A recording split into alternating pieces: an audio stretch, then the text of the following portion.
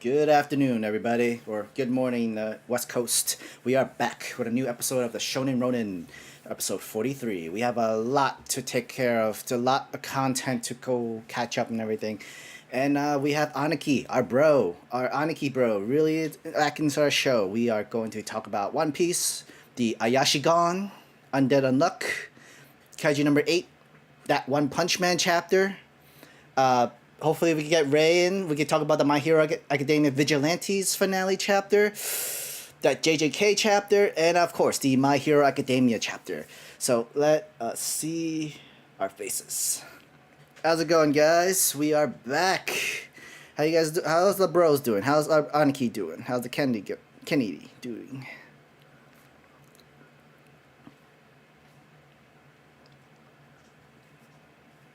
Mm.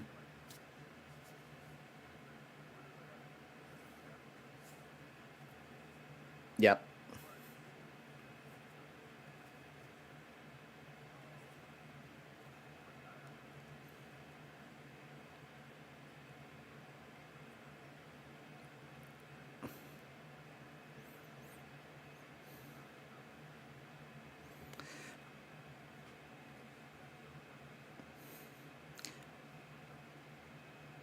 I agree with you. It's been pretty consistent with good story, and like this is the chapters of fight scenes and fight action scenes of chapter, and hopefully the next following week we could get more story.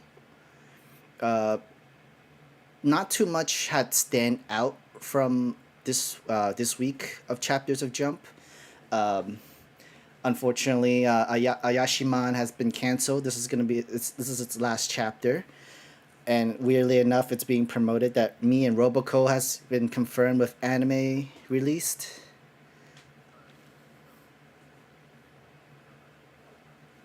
Sure. Mm-hmm. Yes.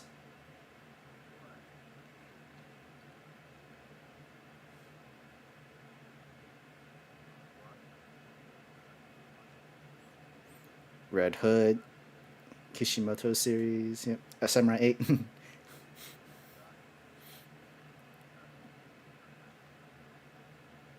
That's true. That's true. That's true.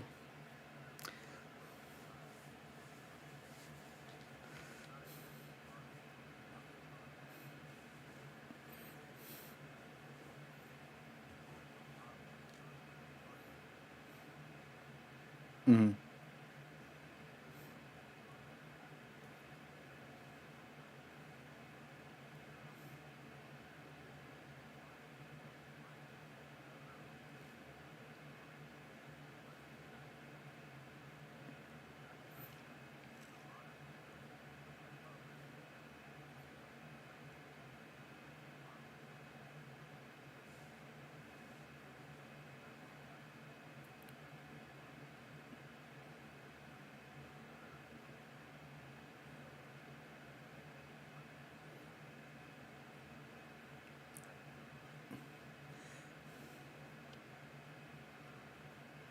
Right. I mean, I definitely see that Japan has its own source of comedy and it has its own source of entertainment value, and like the audience for Shonen Jump and everything is for Japan and their younger series and everything like that. If they and they're the audience to target, not really for like us in the states or any other country, not so to speak. We already know that everything is technically subjective, as James loves to put it. Even comedy is the most subjective like topic in everything. Everybody can find anything else that's funny, and apparently they see me and Roboco as like a funny gag manga that's doing very well and successful in Japan, and this is what we want to put on television and TV series and stuff like that. Uh, the only thing I'm like, even though like there's so much action series, I felt like Magu-chan Destruction could have been an anime series, and it ended really fine. It ended good. It like a good slice of life story that could also do very well, like with maybe not as well as Spy Family's audience in its anime series and that sort of speak, but I think Magu-chan could do also well within.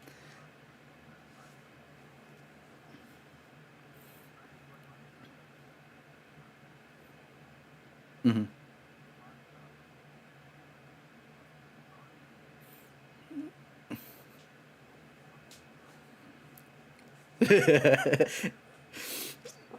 Yeah, like I think like not just with action manga, but also the slice of life mangas too, where it's much harder to find a popularity within the audience and stuff like that. But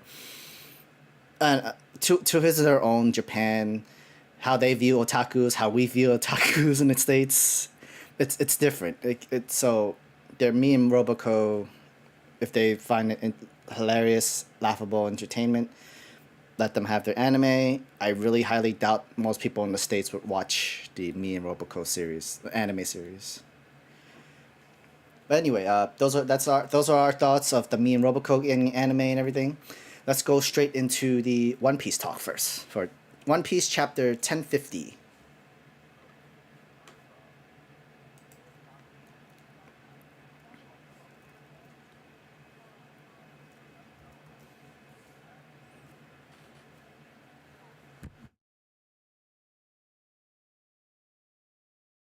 This is the longest and the first time we have gotten this consistent of a side story. I need him to tell us what he plans to do with it, because this has been a lot. It has been a lot. And what we got from, oh my God, what we got from this latest cover. Matter of fact, let me go ahead and switch back over to that. The fact that they are actively raiding Big Mom's territory successfully too. Successfully, And with little resistance. Yeah, because like we tell that. So my thing is, I'm pretty sure this isn't happening right now as Wano is going, but I think this happened during Big Mom's travels, because it's easy. Excuse me, forget this, but Big Mom's been in Wano basically, like, or at least has been away from Whole Cake Island for over a month. Mm-hmm. Which means Smoothie's been gone for over a month, which means Door, Pudding, like a lot of these characters that help out have been gone for over a month. And then whether Kata, and like if this is close enough to when they left the first time, that means that all that happened is that German 66 spun the block on them. Yeah. Like yeah. They was like, oh, and damn. It couldn't. If you reasonably think about it, it's very probable that Big Mom left shortly after Luffy them left.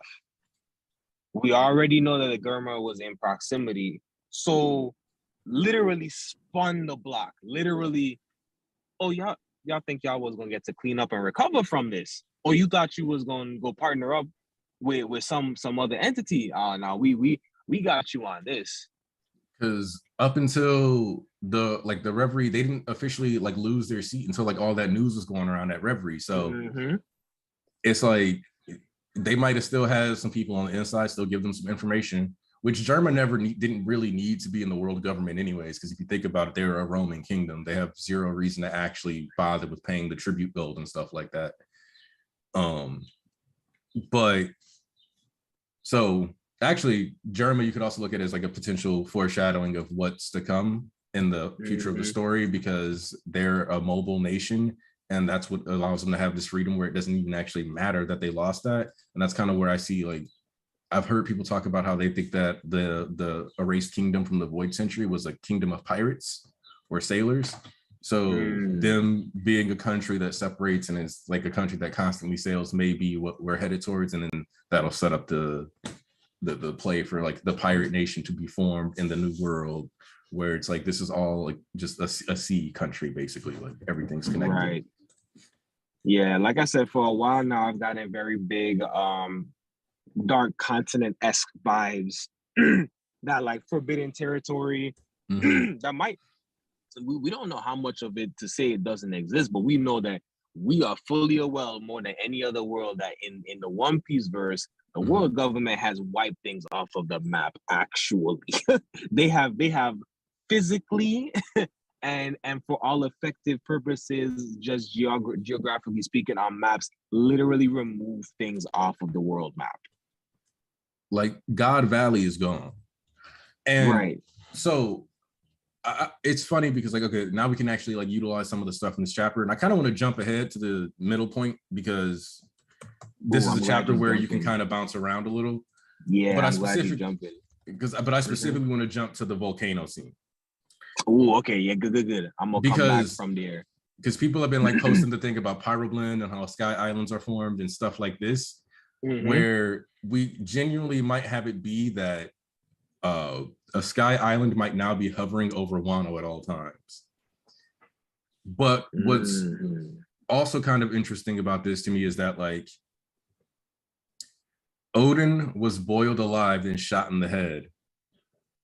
And if you look at it from that perspective with this volcano, then Big Mom and Kaido were boiled alive in magma and then shot up directly, but what this also does is this island specifically, where this explosion takes place, if you look at the map, it would have, if Onigashima was still there, technically blown it all the way up into the sky. Blowing it into the sky anyways. Yep. And the other last thing that I really also wanted to point out about this, because people are talking about, because some people feel like it's so unsatisfying. Luffy hit Kaido with an island-sized punch that knocked him into the core of the mantle plate, leading to a tectonic event, causing an eruption or a natural disaster. That is exactly what the Yonko were called multiple times during Roof Piece. When Big Mom was doing Tenjin and she was throwing lightning everywhere, this is like a natural disaster. When Kaido did the tornado, this is a natural disaster.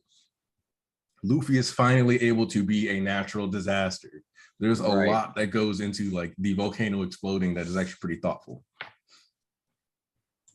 Yeah, I think the other thing, while we are already at this part of the chapter, for me is also not so much the mistaking for Kaido, but there's this very key piece. This is actually a crucial chapter where Momo says, I'm not opening the borders yet. And then this event happens. This world-changing event, right? And again, we talk about the world government who wants to continue to keep everything in check. If we talking, I've been wondering what could potentially lead to the all-in of the Marines taking a stance towards Wano and what that would mean. And I think everything about the fact that we're saying that we're not going to open Wano yet, this explosion and the ramifications of the dynamic of powers being shifted, I'm like, okay, this is where I thought you was trying to lead us, Oda, and it looks like this is definitely where you're trying to lead us. And what I mean by that is I'm not going to get too into my headspace about where I think it is, but again, I see the vision of even as far back as Whole Cake Island, even before that to now, really from Doffy, go back to now, I'm seeing how those pieces are actually, I ain't even capping, bro. Triller Bark is even further back. The more I really think about it, ever since we crossed the Grand Line, there's been this series of things that we've been building and pointing towards, and I'm really starting to see how all of it is really, truly connected. Oh, because you said that, I want to point out something too. Or actually, I want to ask you something. Do you think, and this is for you too, Sam, Blackbeard or Akainu, which one do you think is the final battle? I mean, of course, in audience-wise, it has to be Blackbeard, but Akainu as the last boss. Akainu needs to be within he has to be up in the top branch within the Navy.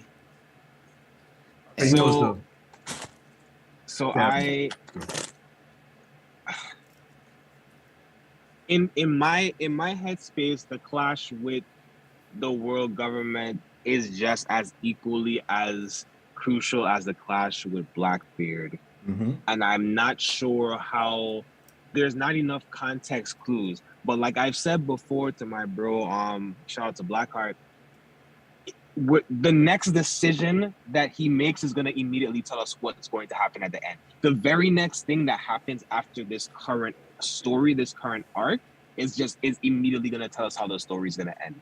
So it's either my philosophy, and I'll say this to answer your question. My philosophy is there has to be a clash with the world government first, because And my just on a shallow level, my biggest marking for that is Sabo. Because of Sabo specifically, I think there has to be a clash with the world government first. Blackbeard is gonna swindle their way in. There's probably gonna be a final clash, and I think it's gonna be at the ravine or someplace close to there, or it's going to be at the gates of wherever the entrance is for One Piece. And I think ultimately, like I said, I think that does go back to the Revere. So I think, like I said, I'm gonna go with the Marines first. As of right now, today, where my headspace is, I'm gonna go with the Marines first.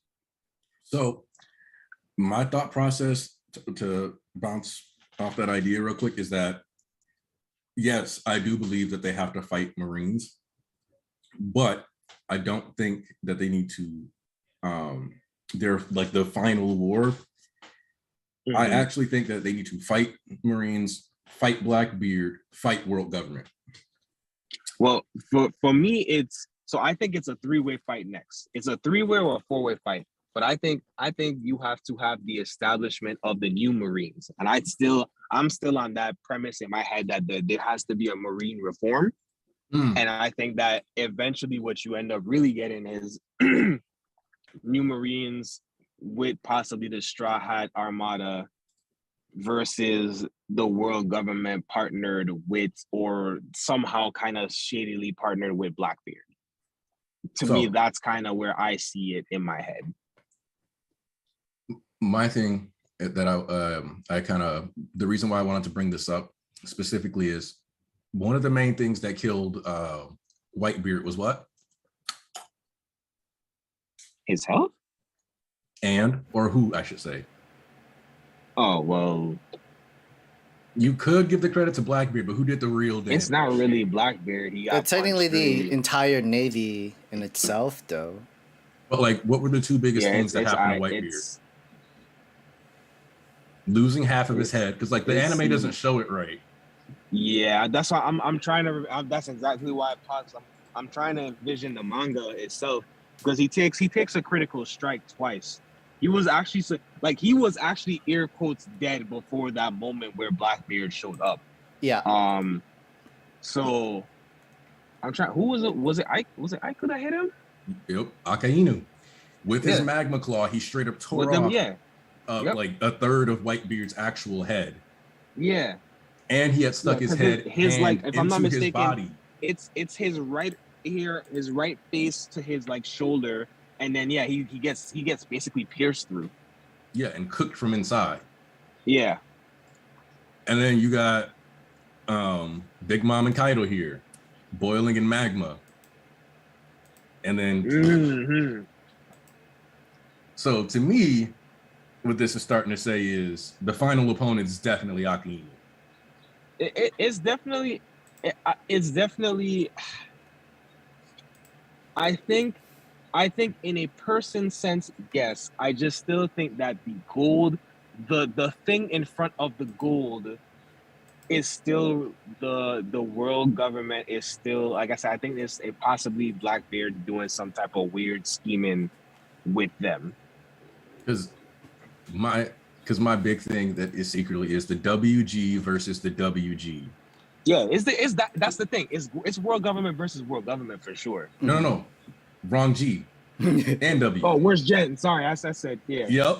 Now I'm like Oda would not have given these two the same initials for no reason. Yeah. So I think it has to come down to the worst generation versus the world government. And in order for that to happen, the worst generation has to be on the same page, which means Blackbeard got to be out the paint. Yes, so that's why I said we got too many powers. There's two different we got to sets just of thin Marines. some stuff out. We got the revolutionaries. We got Blackbeard. Like it's way too many powers at Beast. So that's why I said, to me, it's got to be at least a 3-way clash coming up soon. Somebody's got to get checked. Somebody's got to get eliminated or absorbed by Luffy. To me, and that's like the other thing is like there's some people that's gonna just go away, and there's some people that's gonna get absorbed by Luffy. Or rather, like I said again, we are gonna see the resurgence of the Armada for sure. I don't care what anyone says. I wanted them in here. Armada. Well, I was hoping they would show up at the end of this. I was hoping the Marines would try to make a thing, and I was hoping the Armada would get there, and I still have this philosophy that Luffy ends up getting kidnapped, but I don't know if that's still as prominent. Yeah, but like, okay, so and then I guess we can start with like go back if you don't mind. Like Sam, I know you can say if I'm being a little too pushy. I don't want to accidentally be like running your stuff or anything like that. Go for it. Okay. Because I guess want to kind of talk about the Toko moment, just because I guess I want to talk about like the chapter just a little bit instead of that also caught me off. Instead of the implications and ramifications of the chapter was what we've been discussing. We jumped to the high points and the end points real quick, but yeah, that caught me off guard. And honestly, not only did it caught me off guard, I was surprised Oda gave that many chapters to it. However, what I saw at the end was something that did jump out to me in the previous chapters, where we saw the scratched out wording.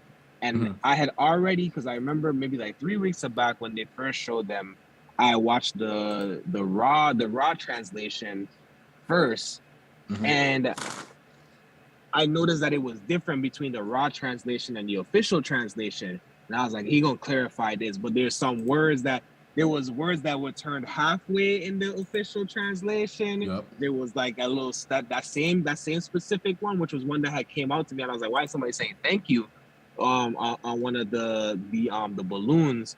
But I think it was so important. Again, like we talked a little bit just now about like basically the ramifications, but like there's also we're looking at the ramifications of things that happen after, but there's a lot of Wano specific ramifications that are going on right here in this moment. And I think she was the perfect person to bring that full circle for us. Because Momo and sister, they're like, that's already gonna be what it is. But it's still very much so about the people. This whole thing has been about freeing the people, and the people are in a position, and you see that moment where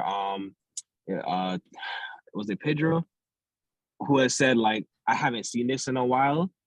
There's again this moment of it wasn't Pedro, but this moment of Nekomamushi was like, man, like I haven't, and we know that they haven't been to Wano in a long time, but it's not just that, it's also just like the hope. And that's what they keep telling me, was like, yo, the hope really could have been extinguished. And even though we lost people on this journey, and again, we're wrapping up the fight, so we're really looking at the ramifications of who won, who lost, where, who died, who's alive, and for them to have that moment, and she just like, well, in that case, I won't be selfish. I'm going to appreciate, I'm going to say thank you for you doing this for me. This is the message I'm going to pass to the next life, is not just that I miss you and I want to see you, but rather thank you for the opportunity, and that's what that is what Luffy is trying to protect. Her and those sentiments is what Luffy is trying to protect. And that's been something he's always been trying to fight for. Like if you think all the way back to Drum Island, which of course we got to bring up Drum Island because some of the plot points from back then are playing in it now. But when you think all the way back to, when we met Chopper, Drum Island, one of the things that Luffy wasn't playing with was the preservation of Dr. Hiriluk's dream. He was like, you're not gonna come at this dude Dream who flew this flag this way. He took cannon blast to protect that dude's dream, and he didn't even know that man. So it's like seeing this payoff and seeing her like understand the adjustment. But I will also say that there is no greater honor part. I feel like it does make her feel better, but I do wish that she got to, like, I guess she did get to grieve already. So I guess this is a good time for her to like kind of hit that acceptance point, because Yasumi did die a couple of weeks ago. So like her finally getting to this acceptance level.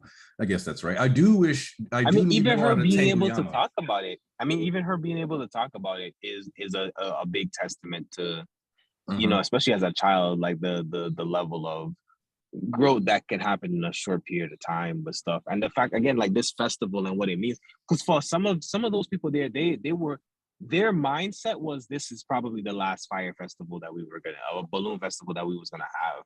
You know what I mean? Yep. Whether it's I'm not gonna live past this moment, or like things are just about to get worse anyways, a lot of them, really was just, they were squeezing out their last ounces, their last bits and drops of hope. We started off Wano with a woman literally about to kill her own child just so that the child wouldn't have to keep suffering and starving. Mm-hmm. So I feel like part of it, Wano's length has allowed us to become a little detached from those moments, because that was genuinely, I think, around like 920. So, over 100 chapters ago. But still, like the idea that these people were kind of having this festival, even though like Kaido was like, I'm dropping Onigashima on the capital, and this, so like it was going to be their last fire festival. A lot of them weren't expecting to live. We're getting closer and closer to losing hope. Had thought that a planned raid and attack was going to happen and then failed. So for them to get to have this like moment where they light up the sky before, Wano lights up the sky was important. Mm-hmm. And when you think about all the pollution and stuff that Wano deals with, they probably don't get to see stars like that anymore. Like the sky's dirty, stuff like that, So this is probably the closest to a proper starry night they've had in a while too. Yeah. I'm trying to see if I can make out what any of these other things are saying, but you can't really. This chapter, one of them has a sentence, but I just can't make out what that sentence is in the top right corner. But they're again, untranslated. Nah, it's not even that. I literally can't see. I can't tell the characters. I can't even see the. No, I'm saying like I'm looking at it. They're untranslated. No, I'm saying I can't see the kana. Some of these are like, that looks like a star more than it looks like a kana or a kanji. So some of it does look like a little bit of just like cryptic stuff, like somebody's doing a cryptograph. And then Nekomamushi announcing it. I don't think any of us, I don't know if that's really something we have to like sit around and talk about, like, oh, Neko went to the roof, but we already knew he was one of the people closer to the top. So yeah, it's like we needed somebody to do it. It's not a bunch important. Out of that, the most important thing out of this for me is Apu still being alive, because he took those pictures of the world government in Wano. He got those pictures of like CP0. He will have gotten pictures on all this stuff. And while CP0 already ran off and flew away to go make their report, Apu already told us what's about to happen. He's going to Big News Morgan, and he's going to tell Big News Morgan what happened in Wano, and Big News Morgan is going to run that. It don't matter, because you remember when the world government sent an agent to stop Big News Morgan from reporting on something, you know what happened? He beat up a member of CP0 and went about his day, or CP5, whichever cipher pole it was. Then moved his base. Just straight up was like, free speech, I'm out. So he's gonna take this scoop, and this is gonna be the scoop, because whether Kid likes it or not, Kid is about to pick up the same running gag that Law has. When that news story runs, it's even worse. I feel like the kid, we talked about it. He the lesser of the three, and it ain't close either. It ain't close. Oda really should have gave him just a little more time to actually like be that guy, But I will say I love Beppo hugging Law and him being frustrated. Yeah, man. Anyways, my last piece, because I wanna jump on One Punch Man, and I'm gonna have to dip out, unfortunately. But my last piece is, I think there was I'm glad that we got a Yamamoto moment. I think it was very pertinent for Yamamoto to step up, and it's like, oh well, they didn't just blindly follow just because it was Yamamoto. It's like, you sounded real sus. You sounded like somebody that's on the enemy side. And it's like, look, you see what you want, but you step up. I'm going to destroy you. Step up if you want. The other irony is that, if you want. Yes, she is on the other side, dummy. Like, yeah, you still ain't caught on to this, like. But Yeah, like I said, that's my final thoughts, man. I'm so glad you was here to talk about this chapter today. Yeah, I don't think this was a good about. This was a good content giving chapter, but it definitely wasn't Gear 5 or anything like that, but it was very much so a lot of key moments. Like I said, a lot of key moments for a lot of people were given. Like, and the way I look at it, that last part of the chapter, there's not really a whole lot to talk about. It's one of those part one. It's one of those part 1, part 2 things. We're gonna get a lot more information next chapter. Like we know that when the smoke clears, they're gonna see Momo looking like Odin with that terrible haircut. Nah, man. I hope that aging up forced him to have a decent haircut. Look, maybe he tie it back or something. I don't know, but I doubt it. He probably gonna have the same exact cut. Like, but either way. But yeah, One Punch Man. Yes, let's go in. So who wants to start? Because there was a lot of this entire chapter was beautiful. Starting from like the past couple of chapters, we see the demon Jin Garo just constantly evolving after every hit that he takes from Saitama. Yes. And then like he keeps trying to figure out something. He's like, well, if this don't work, this, and you see like he still has his humanity's brain, his mind, his zen. He's strategizing. He's still trying to be a martial artist come back. He's still like, look, if I can't do this, I can beat him with this. If I can't beat him with this, I'm gonna beat him with this.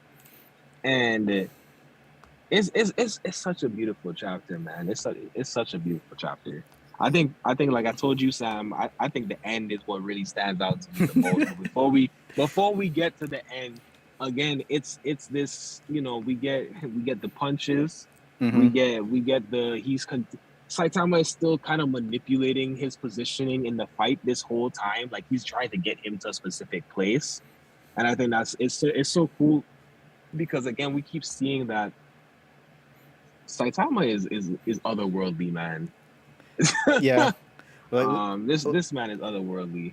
Compared to what we've seen from last year to this year, and then the whole like fight of Saitama versus Goku kind of thing, we really see more steps and bounds of how much power Saitama actually really have throughout the entire year in a chapter, and even more of the strategy wise too. Because with Gaara thinking like, all right, I can't beat him with numbers, I can't beat him with maybe I could try ingenuity, maybe I can try like a different output or techniques.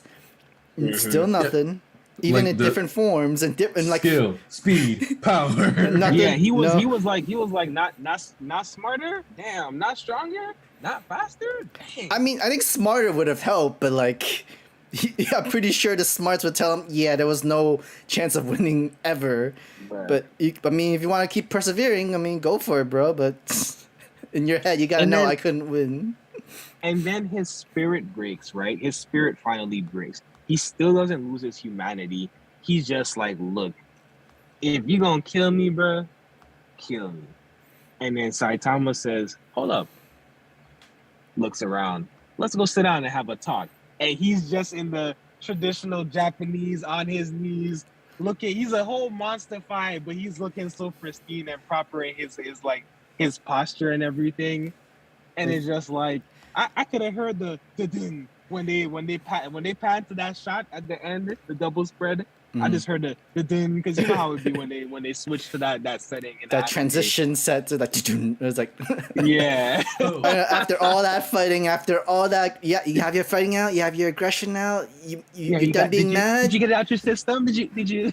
You now, feel better now. There's something I gotta warn you guys about that I saw online recently. Apparently, Murata drew a new chapter for this chapter, and this one is no longer canon. What? Now, I don't know if that's 100% true or not, but I've seen somebody mention it online that this particular thing might not be canon anymore. Is this going off of the webtoons, or is this something else? Well, if I'm honest, this particular scene that we finished with, if that's how we end this chapter, we're probably removing one of my favorite scenes from the entire series and one of the best parts of the Garo fight. So Oh, from the thing that that you was telling perspective, us to wait for. yeah. So if this is how we resolve the Garo fight, we don't get the two series moves that he uses against Garo. I think, but then the thing is, Garo's hype and his popularity within the series is too big to just let him die and remove him from the entire series and that sort of thing. It's like we've built this long, technically over 2 years of the One Punch Man series, of Garo's story, his development, his side of the story, everything. And Oh no! Do you guys think this has to do with the season 2 fumble and the fact that it's being handled, the manga side is being handled by Shonen Jump? Do you That think I'm that not might sure be about. Now that I don't know, influencing like, some directional shifts? I mean, didn't season 2 come out 2020? Yeah, but remember we got season 2 and it was a shorter season and it was not well received. It is not well received. It was 2019. 2019. Okay. Yep. And season 2 wasn't well received because it had a bad production schedule. Animation was not on par because bad they're production, not the same worker. lesser animation, the different team, and less episode. Like it was a really bad formula coming off of a series that was already so strong. Like imagine Demon Slayer season 2 being given that type of treatment. That just didn't fly well. That was Promised Neverland season 2, but no, Promised Neverland season 2 is a whole different man. Yeah, I didn't because I thought about it, Sam, and I didn't say it because I feel like it's different categories of styles of things that were done unjustly to Promised Neverland 2 that I wouldn't even put in the same category of what was done for One Punch Man season 2. Straight dookie. But I think that I'll always say that Promised Neverland got done dirty, but I don't know who makes these decisions. Like I really don't know who gets the final say on some of these things. Because again, I don't see a reason why you wouldn't have given One Punch Man season 2, given its constant notoriety and popularity, even on Netflix. Even to this day, it's still one of the most streamed animes that people go back and rewatch. Why you wouldn't give it the justice that it deserves? Same thing for Promised Neverland. Like I literally remember saying to someone it's 2 seasons, 2 to 3 seasons and a movie of content. How did you fit all of that into a single season? Bro. I mean, I guess they didn't want to. They don't respect the content for real. They also didn't want to take the risk of what Ufotable did, literally put all their money into this anime just so it goes into this bankruptcy debt, and then the whole tax evasion issues and shit like that. Not many animation studios will go to that length in trouble. Yeah, fair enough. If you were, if it was gonna have that Ufotable treatment, then yeah, somebody's haven't been paying their taxes. They have to be constantly changing new CEOs, having new different supervisors and everything like that, and all of them were all involved with the tax evasion and shit like that. But you also need to be able to bring in that kind of money when it comes to the manga series book 2. Yeah. But Promised Neverland was doing good with sales. That's why I said I don't see what was in their position to get them to be done like that. That's why I said I wouldn't even put them in the same category because it felt like a injustice. But like you said, I feel like with Promised Neverland it was different because a lot of people, the manga readers when the first season came out, didn't like it as much because it didn't have the I guess the thriller or the psychological mystery theme. People didn't know how to process what that series was. And it wasn't until you got to the end of season 1 that you were like, whoa, that's what this series is about. But I felt like it still held its own coming into the anime awards of the following year and everything. It was still very much so acclaimed. Its popularity definitely grew as the year continued to progress. So I think it was just weird. I mean, you could see even at the conventions and stuff, but I don't know. Like I said, I wish we could, you know, have someone give us a little better insight on like what exactly goes into making some of these crucial decisions and such. Yeah, But because then a lot of it again- is bored. Money. And there was Yeah. there was no possible way the anime studios can match Murata's art on One Punch Man. Mm-hmm. It's too beautiful to like you can't do this. There's no way. This man is insane with his art. And that might even be a factor. Maybe his art was too complex to be able to put the justifiable animation team behind it with the budget that they had comparing to other series that they were working on. We don't. That could be a thing. I definitely would love to see. They never talk about that. They never talk about that stuff. I definitely would love to see Murata do like what can he do with the animation side? We're like, Boy. Okay. I'm just saying that if he doesn't if he wants to retire from mangaka and go straight into the animation side, which is a lot more work and more stressful and that sort of speaking. Hey, if that's it, we'll take it. I mean, I definitely take it. Like that's where like people would throw money at for. But somebody called it one flop man, and I'm dead. Yeah. Oh man, that's how that on the animation side, that's how it feel, man. Because like when him a one-hit wonder right now, but Psychopath came back from it. Psychopath came back from Mob Psycho 100 is having its last season too. Like, hey, time out. Yeah. We talking about Mob? I gotta get my girl to watch Mob. Just so when the season 3 starts, I can just watch it and be right there. Yeah, man. I mean, also, like since Mob is like it ended or it's near ending. I mean, you could put all right. Let me pause on One Punch Man. Let me. Mob's manga is over. Okay. Yeah. You can. I think you can even buy all the volumes if you want it. 100%. I consider Mob Psycho to be the better series. By one, and if I'm honest, like the anime is more consistent. Like I don't know, like man, like you don't have anybody like Reagan. You know what I mean? In One Punch Man, like Mob is like you don't have anything like that. Like there's so much heart to the story of Mob, and I'm pretty sure One also likes Mob more than he likes One Punch Man. Yeah, it feels that way. You definitely see that way.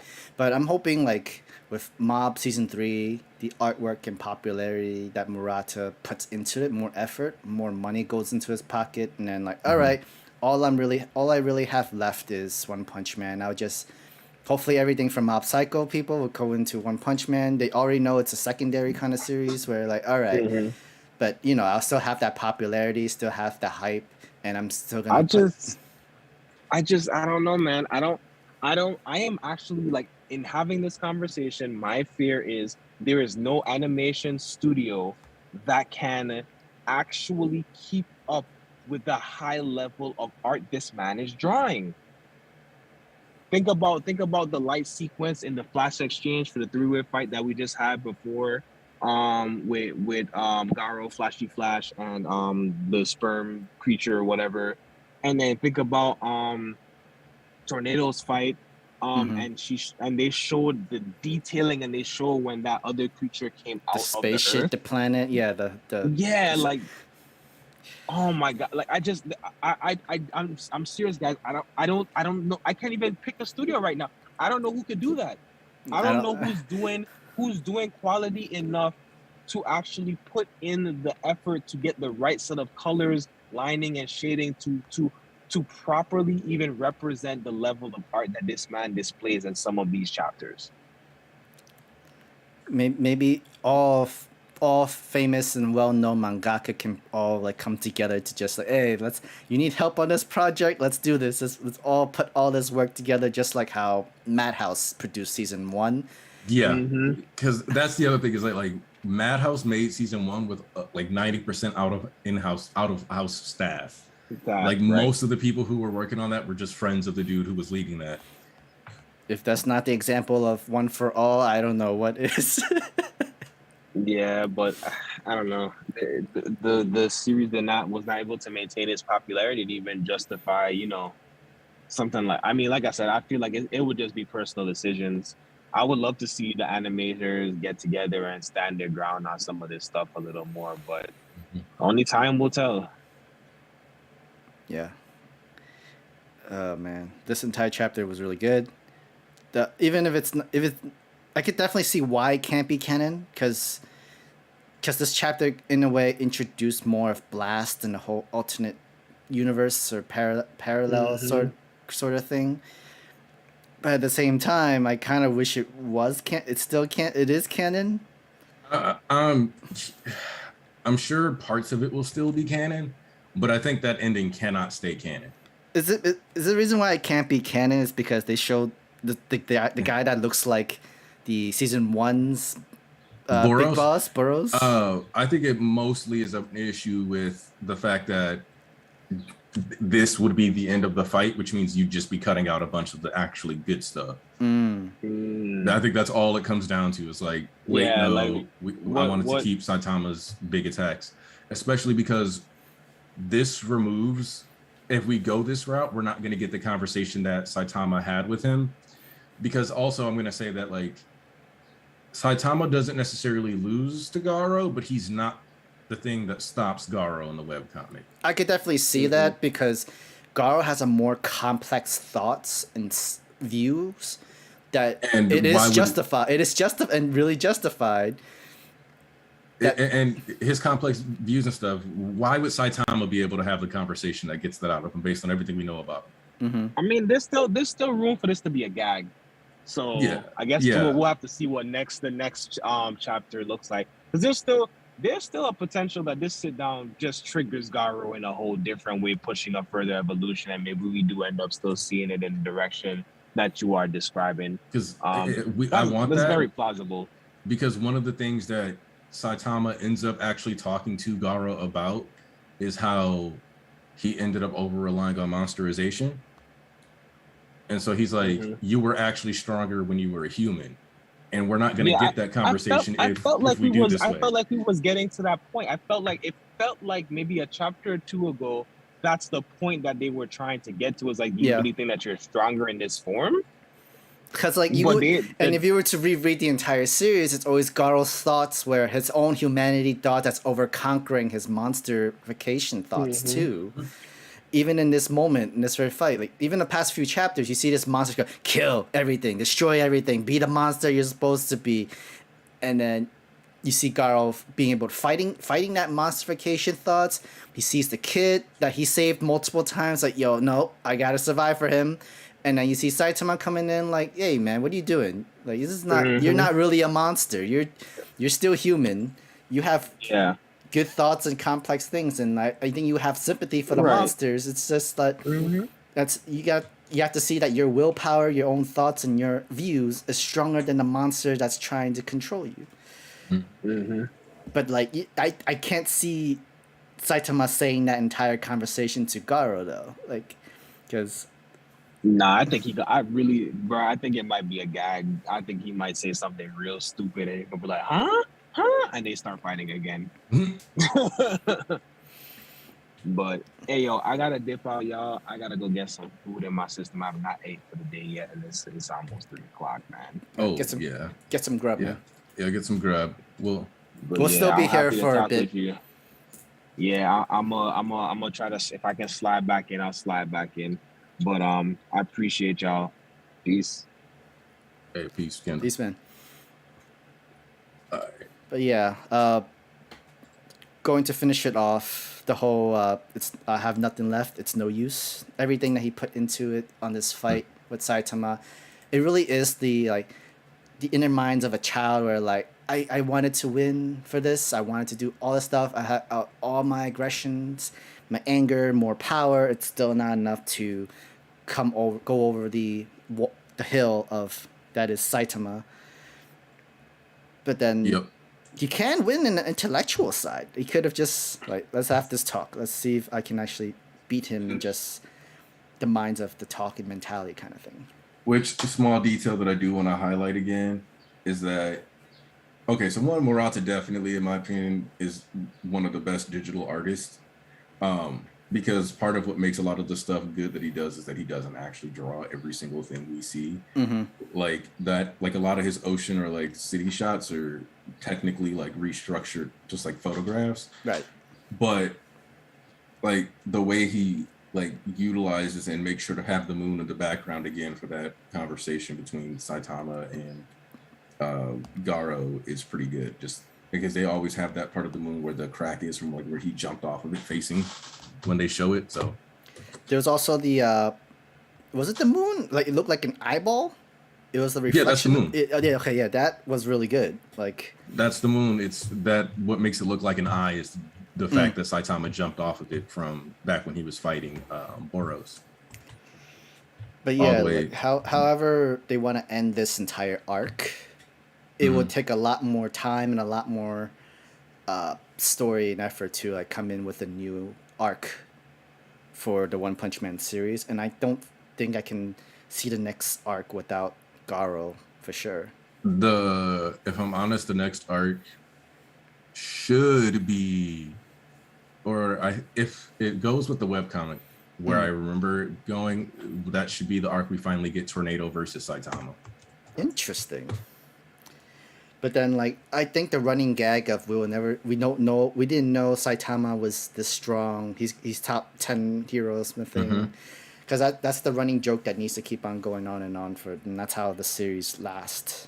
Because Saitama is not the greatest hero of all time. He's just a hero for fun. And the whole, like, almost like an insult to the hero society in this world, but, like, at the same time, like, he's the, like, it gave every villain, like, yo, why bother when you have someone like Saitama in the entire world to protect everything? But, yeah, we'll see what happens from there. Yep. Okay. What's next on the agenda? You want to go into Undead Unluck? Okay, yeah. Undead Unluck. Let's pop over there real quick. I like to have the chapters open whenever we talk about them. We finally go into Nico. A little bit of Nico. So that's right. So this chapter for me, I actually don't feel like there's a bunch to talk about here. There isn't. It's literally like the villains are want to destroy the arc so that no one can go to the next universe kind of thing. Yep. I didn't know Nico had a daughter. I didn't know like one of the workers for him was his daughter. But yeah, that I was like, oh, that does make sense though, because we've seen her throughout the series, and I did think they looked similar. I just never realized that was like, no, like this is his daughter. And then the name Miko and everything, like, okay, makes total sense. And then you learn that Nico had two goals in mind that can only motivate him, and it was to slay God and his wife. Honestly, it makes sense. It's more like, yo, we either kill the being that keeps constantly destroying the world, that's making all this entire thing fucked up, or you give me back my love of my life, and the world can destroy and die and that sort of thing. It's more like the minds of the many. The lives of the many outweigh the lives of the few, but if that few holds someone that you hold dear, people would always choose the few over the many because is your wife, your baby child, and everything like that. The world can burn, all for all I care. I just want my wife back. And that's the thing is like, with everything that's happening, it's like Nico is very discouraged, but something he says, and this actually throws me off because he said, after all of you just forget everything anyway. I guess when people say like you've resolved the situation that's been done, you're probably just gonna forget them. You probably won't remember them. You're not gonna feel the same way that I do for someone for an affection, where I'm never gonna forget them. They were everything to me, and it comes to like nothing in the world, and nothing can ever change, and nobody new that comes into my life will ever be like that one person. Because Andy had many people from his past, old girlfriends. Andy is a lot more capable of dealing with loss than Nico because he hasn't had a choice but to get used to it. But I think because Nico is zombie man, right? He can't die either, or he just aged? They and people who work in the union work on and develop anti-aging tech Right. to help themselves from becoming old and dying. So I think it's more that Nico's been able to develop stuff that helps him stay alive, just like you see that he has the capsules with the corpses of like different people who were Of all in the union. indicators and everything like that. They keeping them in cryptosis state to preserve the body. And the main front row is Fuko. Mm-hmm. Like, yeah, because it was like, Andy, this is what you're fighting for. And it's really, without having Andy say it out loud, a way for us to all to get to be like, okay, yeah, look at him directly. They are both fighting for the same thing. And like we've seen a lot of people from previous characters, even Rip himself. I'm trying to fight for that one person as well, and I also gave up the world already. Just let me save my one and only. Like, everybody's giving up except Andy, but everybody has given up effectively. Nobody's decided or even believes that this loop they can beat God. Yeah, they've lost all hope of any loop being able to kill God now. So they're like, all right. And the thing that blows my mind is that we know that they said the next loop is supposed to be the final one. So it's like, basically Andy is fighting to get Fuko into the next loop and planning to, I think, die and then like die. Because like everything I've seen or what it suggests that literally God destroys the earth and then just puts it back together.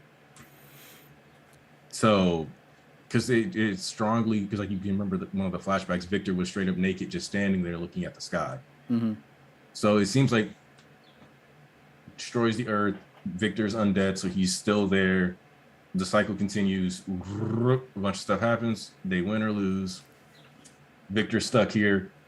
Continue. And wasn't Victor the only one that kept going into the arc? Like he was the one that experienced all the destruction of the world. Juiz has been looping repeatedly. And then Andy lives because Juiz.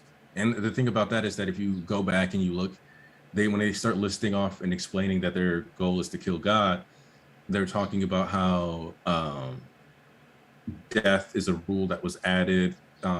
They were like hunger, like all these things are rules, and they even mentioned like sex and gender. And if you go back, you can see that like Andy is a little smaller, and Juiz actually has short hair and it has a flat chest. And then when you see it after they had mentioned that sex is a rule that was added, that's when you see Juiz as a woman, and then you see Victor look a little bigger, so that like the physical differences became more prominent between the two due to the rule of sex. But yeah, like within the next loop, even if like Fuko makes it to the next loop, things can all change again, because God couldn't get rid of the people that's trying to kill him. He's gonna add more rules to it, add more destruction or anything like that. But I think to make the story more interesting in the loop, it has to affect Andy himself. Yeah. That's gonna have to, like, if we get rid of Andy, then even if Fuko goes into the next loop, there's no way for them to be able to kill me without both Undead and Unluck. But yeah, this entire arc has been like everybody's given up. Everybody just wants to die with their loved ones, or at least still have the ghost of them, or have their spirits of them. This whole and the series has always just been people fighting for the people they love, but it's especially prominent this arc where it's like everybody's just stuck fighting because they don't know who they can beat. It's not like fighting Seal is gonna magically make any of that other stuff change. So hold on, I gotta go turn off an alarm. No problem. But yeah, even with Seal, we already know she's not unbeatable, but we all thought that she might be something that God uses to just to stop everything. But for now, we know she has her own. Seal has the weaknesses. It was not God's solutions to stop Andy, but God would need something to permanently stop Andy in order for nobody to stop the loop anymore and let the world be destroyed. And the story keeps repeating like one final loop, one final loop, one final loop kind of thing.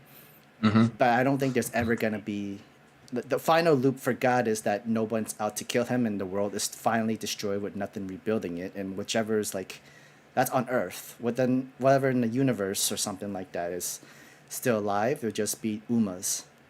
Yeah, I don't like it, it's weird that like whatever the goal of the final loop is or the reason for it is very unclear. Um, and I wouldn't mind the idea of, and I'm hoping we do go to the next loop.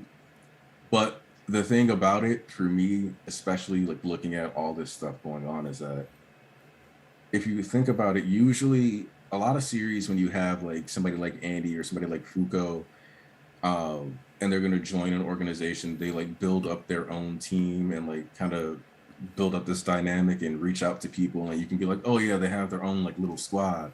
But like Fuko and Andy never really built their squad, you know what I mean? They didn't. They just got together for some random reason, and they found out that they have to have a squad in order for.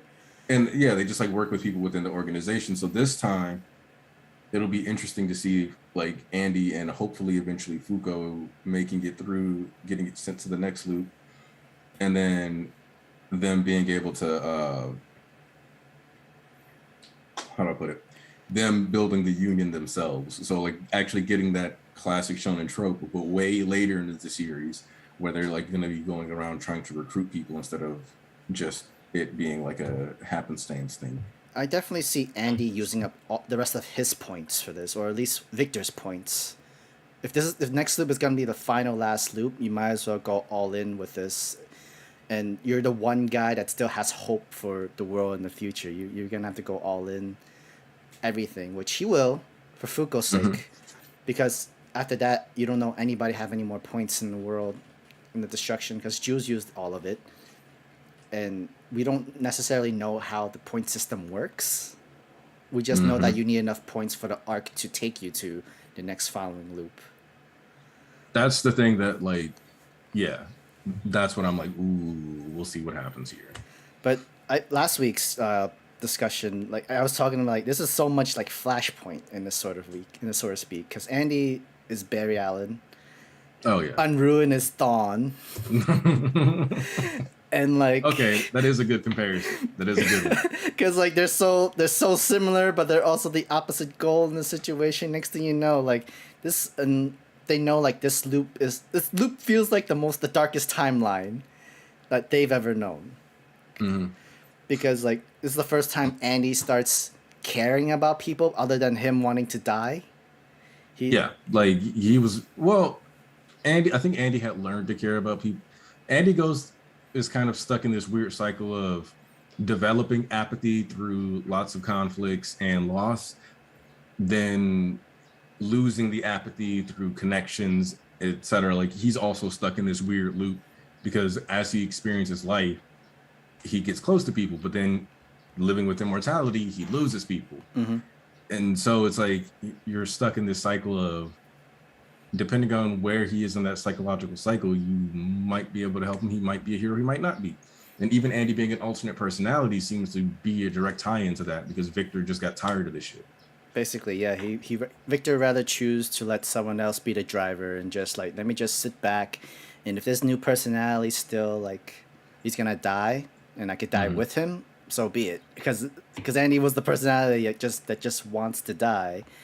And Victor has just had it. He's done with this world. He can't save the love of his life, which was Jules, and everything that's going on. It's like everybody gave up, but Andy was supposed to be the person where death is supposed to be, but he became the hope for the world, including Victor and everything. Because Victor even gave him the strategy of how to beat Rip. And it's like, you want to use some of my powers, but you have to you know what do you have to do to help motivate yourself? You know what you have to do. Like you have to be greedy. You have to know like if you can't see it, then the next loop has to be what you have to do to change the timeline in hopes that this never happens.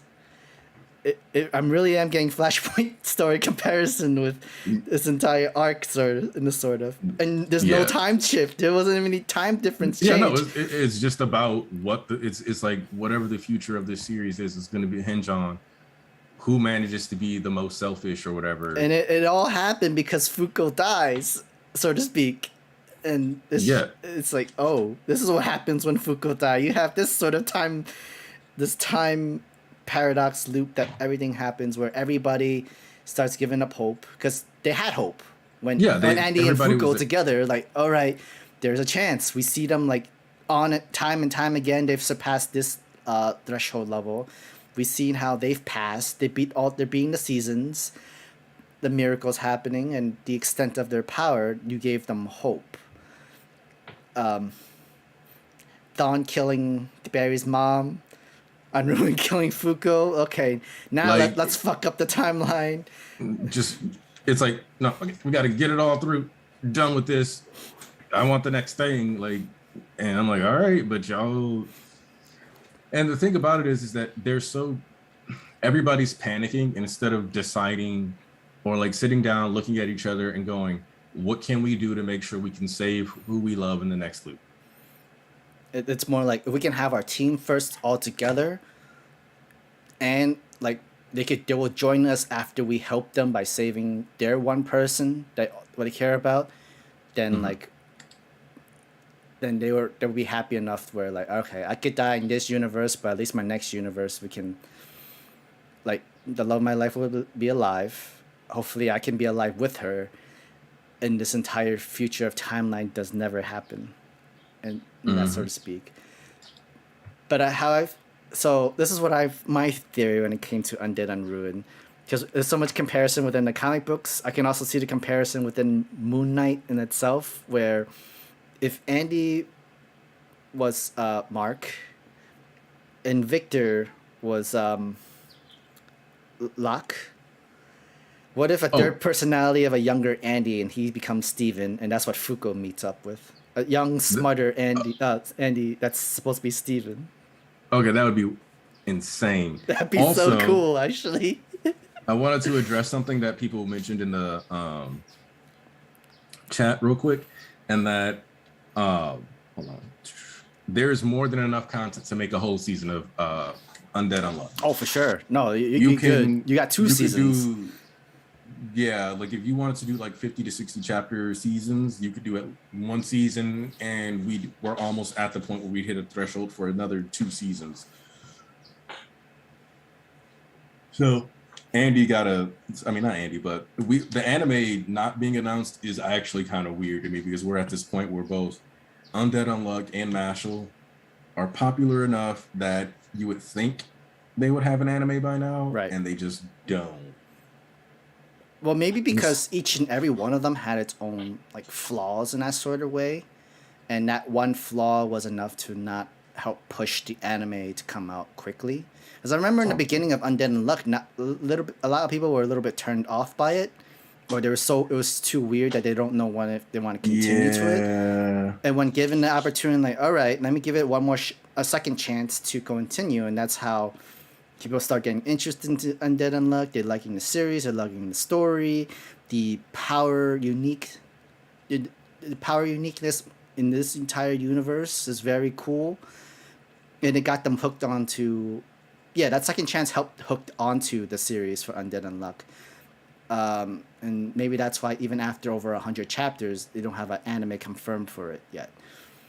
But I think now of all times, even if after the arc finish, it's a good time to have Undead Unluck the anime out.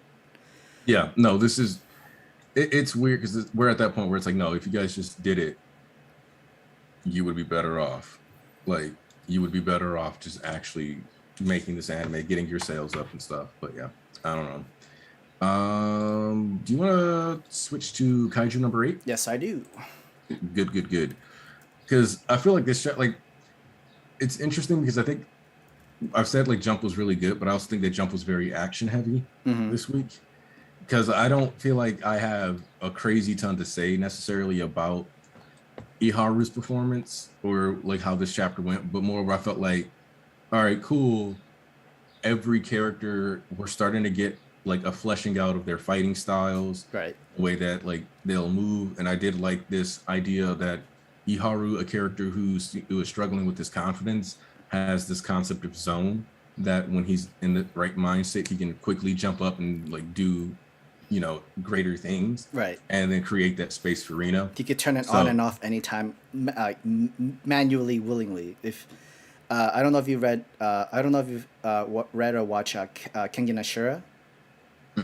Well, I think I started it on Netflix, but He really reminds me of Cosmo Imai, because he also goes into the zone state whenever he wants to, and then within 1 second of time, he can change the entire story, like literally change the power and technique, and he's so zoned in where he can actually take down the opponent, and that sort of thing. And this is how I see Haru.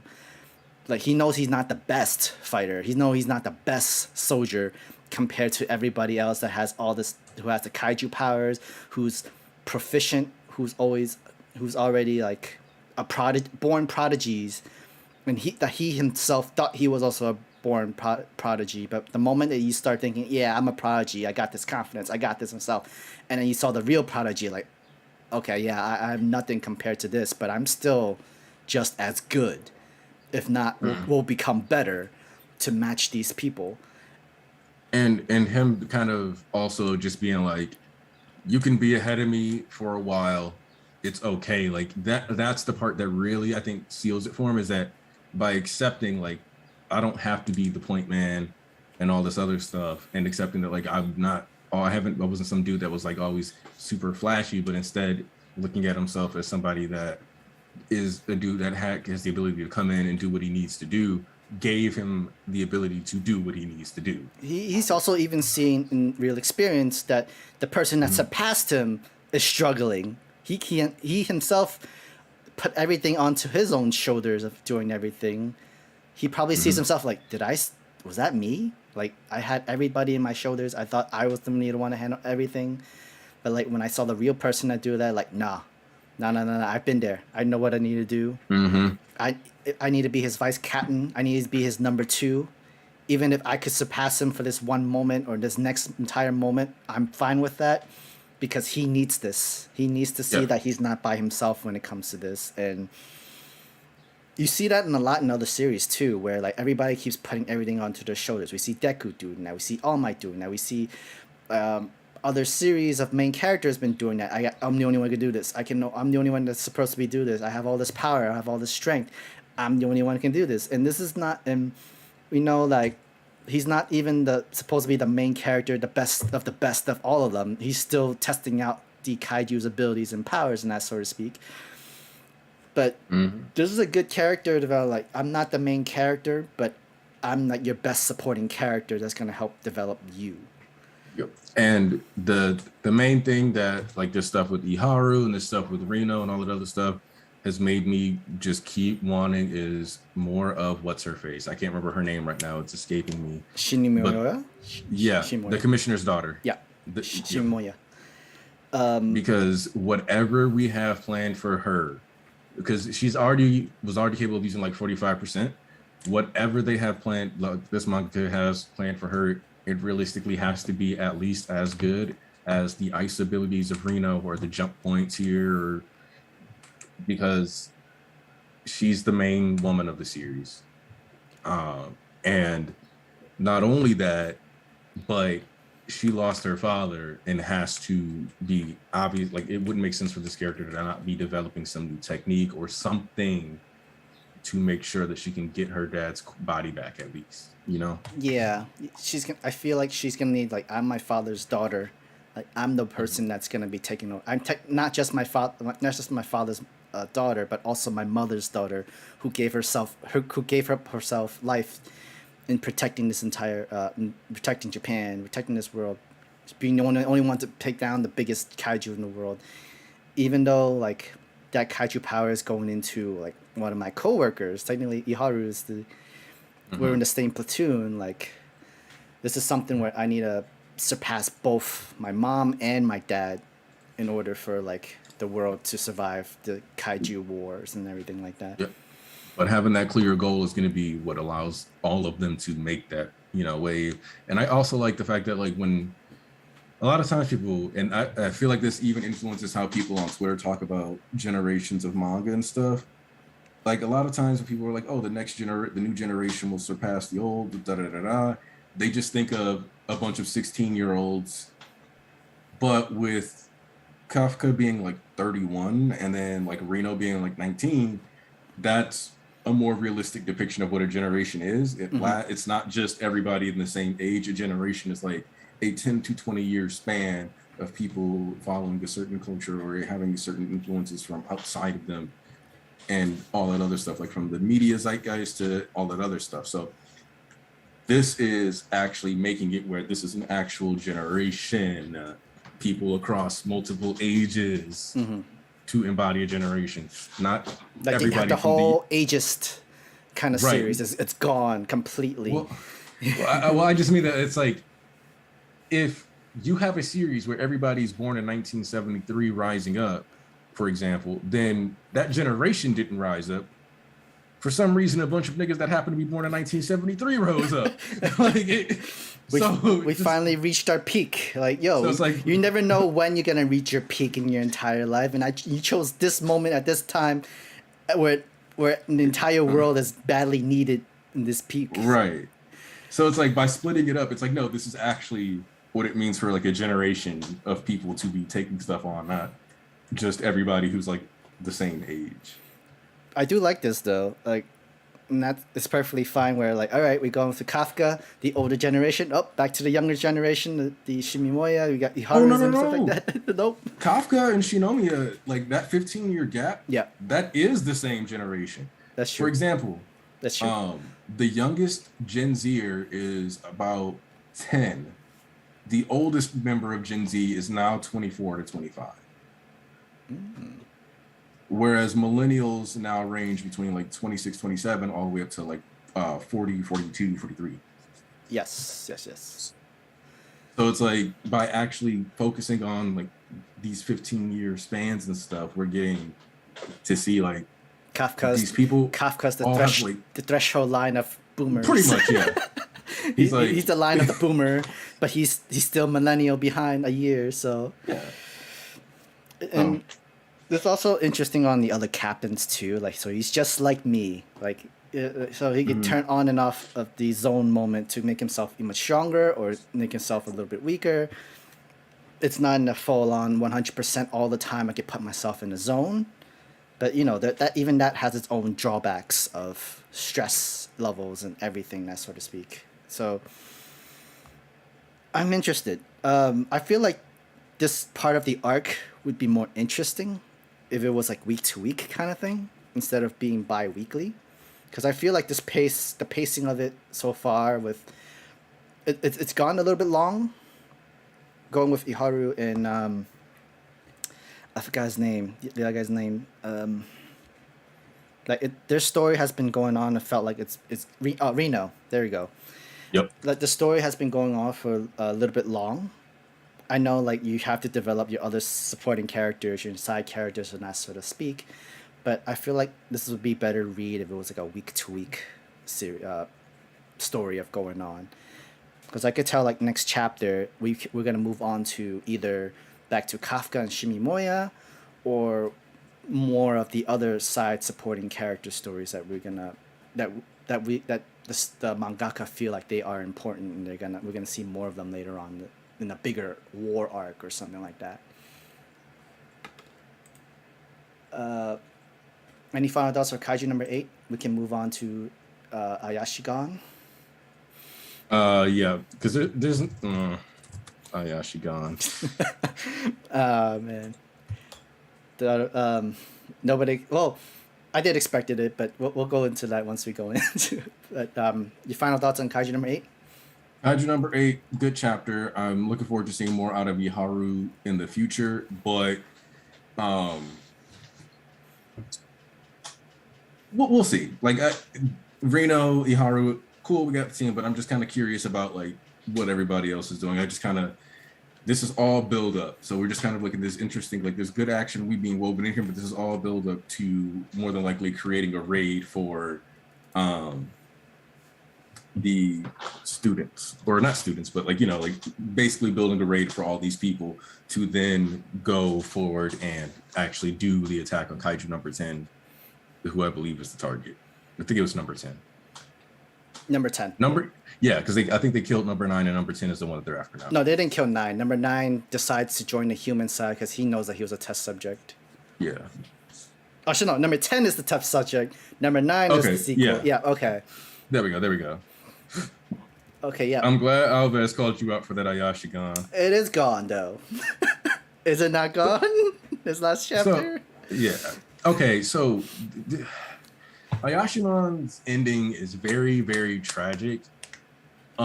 Specifically because that idea of like aiming for the concept of someone being explored, it's like, yeah, this is a good idea, like, but we're never gonna actually get to see it properly fleshed out because now you have to rush through this. Mm-hmm. And it's just kind of a shame that we're not gonna really get any of the like payoff that we wanted. And I've seen something about like how the chapter counts are a little funny for this to be only getting 2 volumes. So there might be a couple chapters that are unreleased that end up in the 3rd volume that will finish out this fight that the last gang war is supposed to imply is starting, but I don't know for sure. It's just, I don't know, it's just all around just kind of sad. Like, I in all honesty, with Ayashimon, there was already a lot of content and story there's potential and interest early on within the story, but I felt like there was so much content and there's so much potential. We need something more together and compressed. Oh, y'all talking about Ayashimon? Yes. I see what's happening. Yes, here. we are. Oh. Ladies and gentlemen, the man, the myth, the legend, the Ray Apollo. Oh my goodness. Oh, I mean, I knew this was gonna happen. Same. This was an easy axe. I mean, especially on the trend that they've had recently with stories like this. I was like, yeah, that one's gonna bounce. Like, yeah, because its popularity. 5 Ps is next. It 5 Ps. Its popularity. 5 Ps. Its popularity has not been doing so well in the rankings for Shueisha. And then like you actually start seeing hints of like weird story that's going into like when it came to the Tenkyus and the whole like we're at a disadvantage, we're supposed to be the underdog of the entire gang company and everything, they have everything advantage, and then you go into automatic training training chapter, so to speak, for Moro. You know, I mean, it is unfortunate though, because like it does seem like it had more potential. So I really wish they had a place where they could, I don't want to say send these stories back like down to AAA, you know, from the major league, you know what I'm saying? So they can still kind of at least get a little bit more shine, or like at least give them a little bit more time to like wrap up their stories without rushing them. I mean, I wish they could use Jump Plus for that, but I mean, I don't really know what the goal is with Jump Plus other than for a more mature series anyway. So. They have good stuff in Jump Plus. Jump Plus is technically Kaiju number 8 stuff, the Dan stuff, the I forgot that the game sort of manga series. It's really good. Sam. Yeah, there's a lot within its own popularity with Jump Plus. But I feel like that's also a very popular area too, because it has the name Jump, Shonen Jump in it, or Jump. Yeah. And they know their own audience, where like they don't have to worry about younger kids reading this. We can go a little bit more PG-13. Exactly. That's why I'm glad they're putting Chainsaw Man over there. Yeah. It definitely fits in its own series. I know Chojin X goes to a different manga series too, in a different magazine, and that's how they're still going on and on. And yeah, good. Weird ass story. Tokyo Ghoul, I mean, it was very successful. Yeah. During that time and during that place, it got very successuru. But that's true. Tokyo Ghoul. But for the mangaka of Hell's Paradise and Juruguru? No, Jigokuraku is Hell's Paradise. Yeah. Oh, okay. Sure. Yep, that's the full name. Okay. Yeah, Hell's Paradise. But Hell's Paradise did work as a monthly series though, and then No, it was weekly. Oh, it was weekly. It was weekly. Oh, okay. It was weekly. No. Literally, Hell's Paradise was allowed to thrive and flourish probably because it was in Jump Plus, and it was an 18+ series. So it's like it's Jump, like it was in Jump Plus, weekly, good series. To me, it just didn't, like, it's because Jump Plus is primarily digital that this was able to work out, because I think that people, like the company with it on Jump Plus and making a primarily digital space, they aren't worried about the actual selling of the magazine.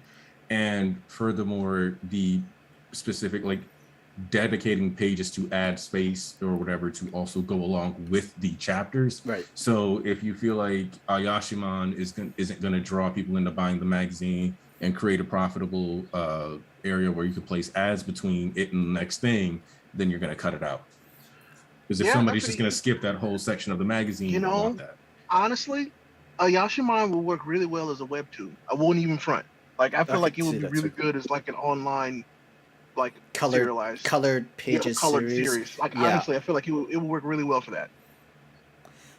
But then, like, just so many hints was already there. Like last chapter, they hinted the fourth wall breaking, and we've seen other manga series. The moment they touch into the fourth wall, like they've put in their own real experience of what it was like working for Shonen Jump and all that stuff like that. Like Red Hood, like the whole like how the story development came in, like how the high and action low, the highs and lows, and all that stuff like that.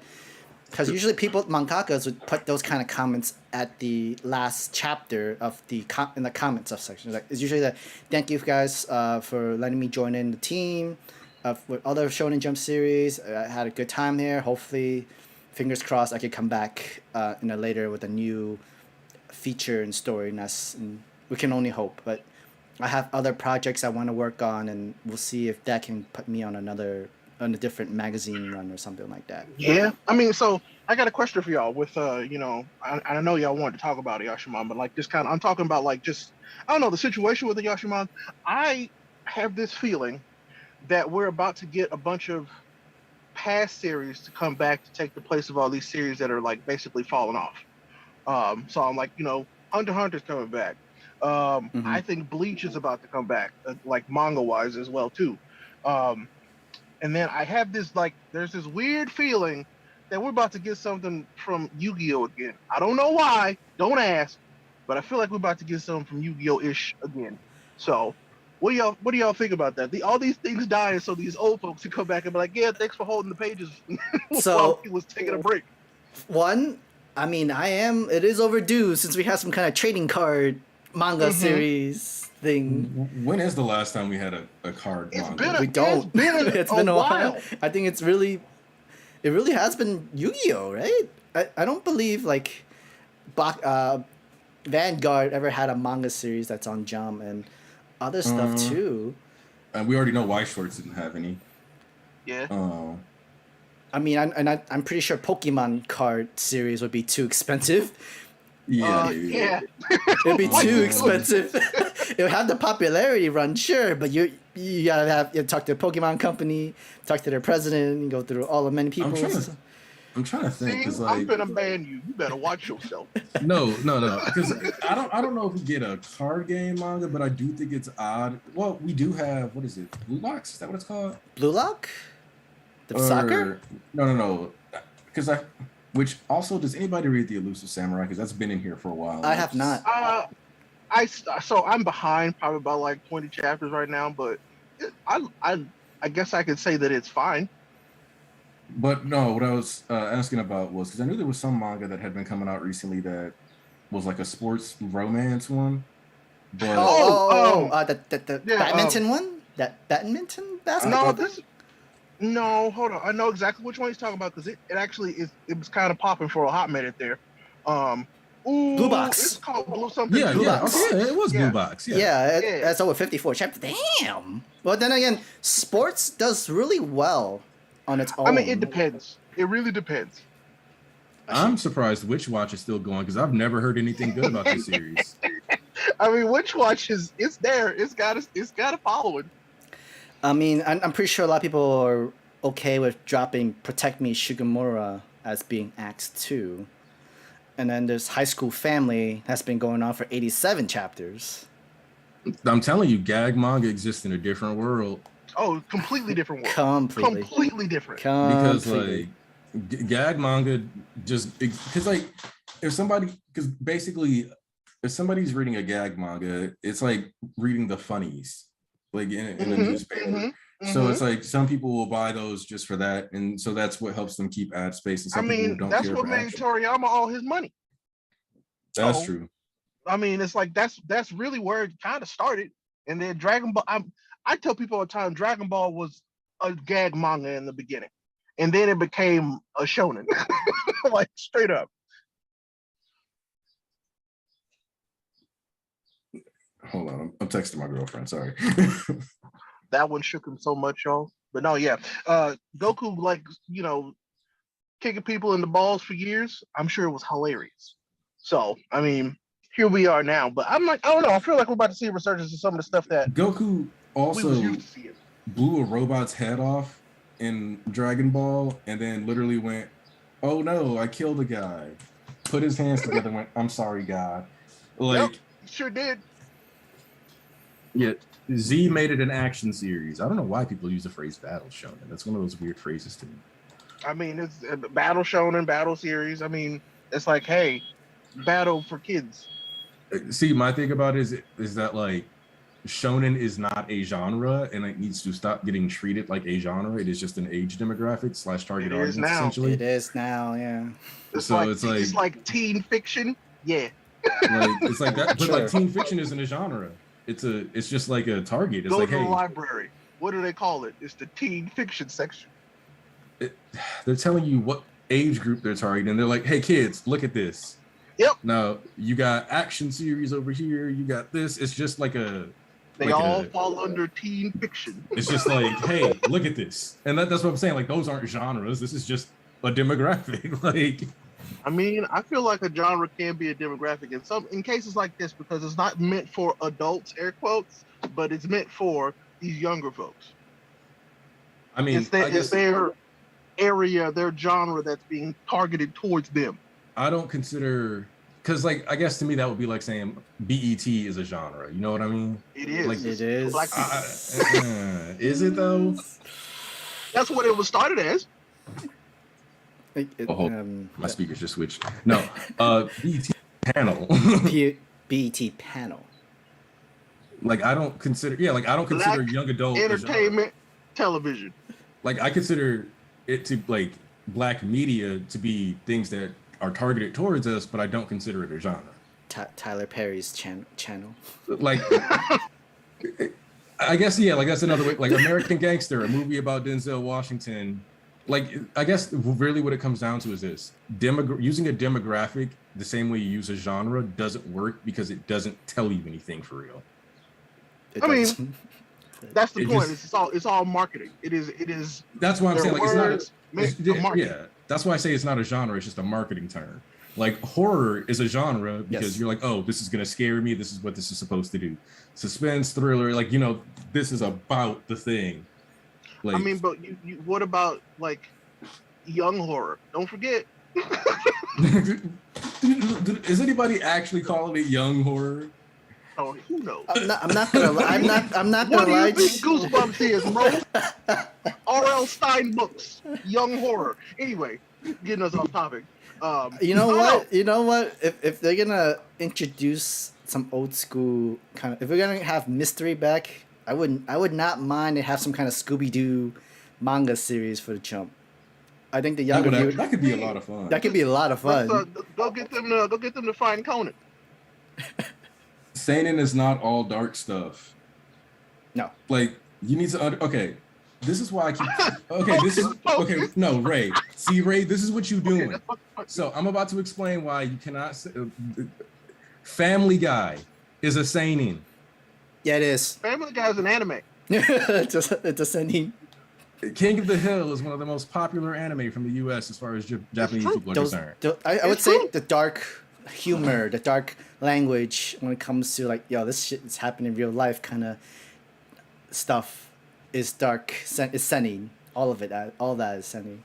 Yeah, like even One Punch Man is actually considered that. Yeah, I mean, listen. on the topic of saying, listen, King of the Hill is one of my favorite anime of all time. Don't quote me on this. Okay. When they were even trying to plan to reboot the series. Or Okay, something we've like gone that? too far. Somebody brought up Corey in the house. We've gone too far. Anyway, going back. I mean, Boondocks is a seinen. I'll give it that. Oh, God. Boondocks is a seinen. Jesus. JJK is shown and it's dark. I mean, yeah. Mm-hmm. Yeah. By the way, have y'all talked about JJK yet? Not yet. No. But then since you're on, we want to go into the Vigilantes. Oh, Aniki, I guess, of course you caught up on Vigilantes. Oh yes. Oh yes. What a good ass story. Yes. Okay. I agree. Like personally, I am very happy with this because Me? like, Same. okay, if Big if. if they hadn't included that last page where it says To be continued. in My Hero Academia, I would be dot. a little more. No, it says ... I'm guessing they're gonna have like other side stories or continuation stories. No. So this is the best part about this now.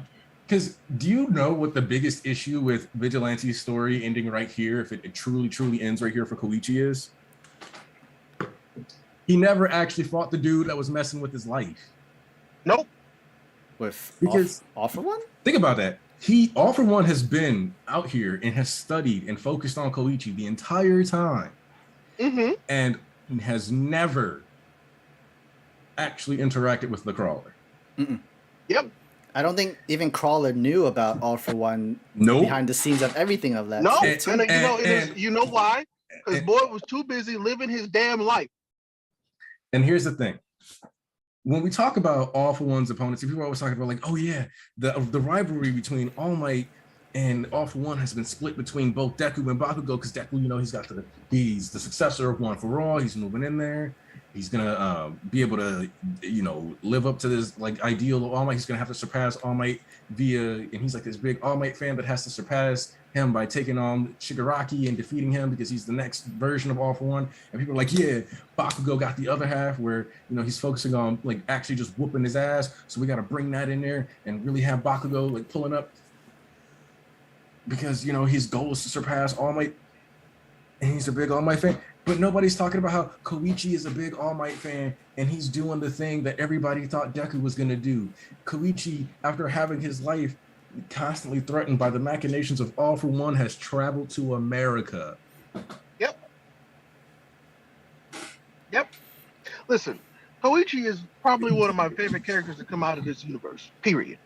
Mostly because he was a regular ass dude who had dreams of being a hero, and society said, nah, you go be a part of society. He was like, but then he still also wanted to do that, and so he found a way to do it in a way that worked out for him.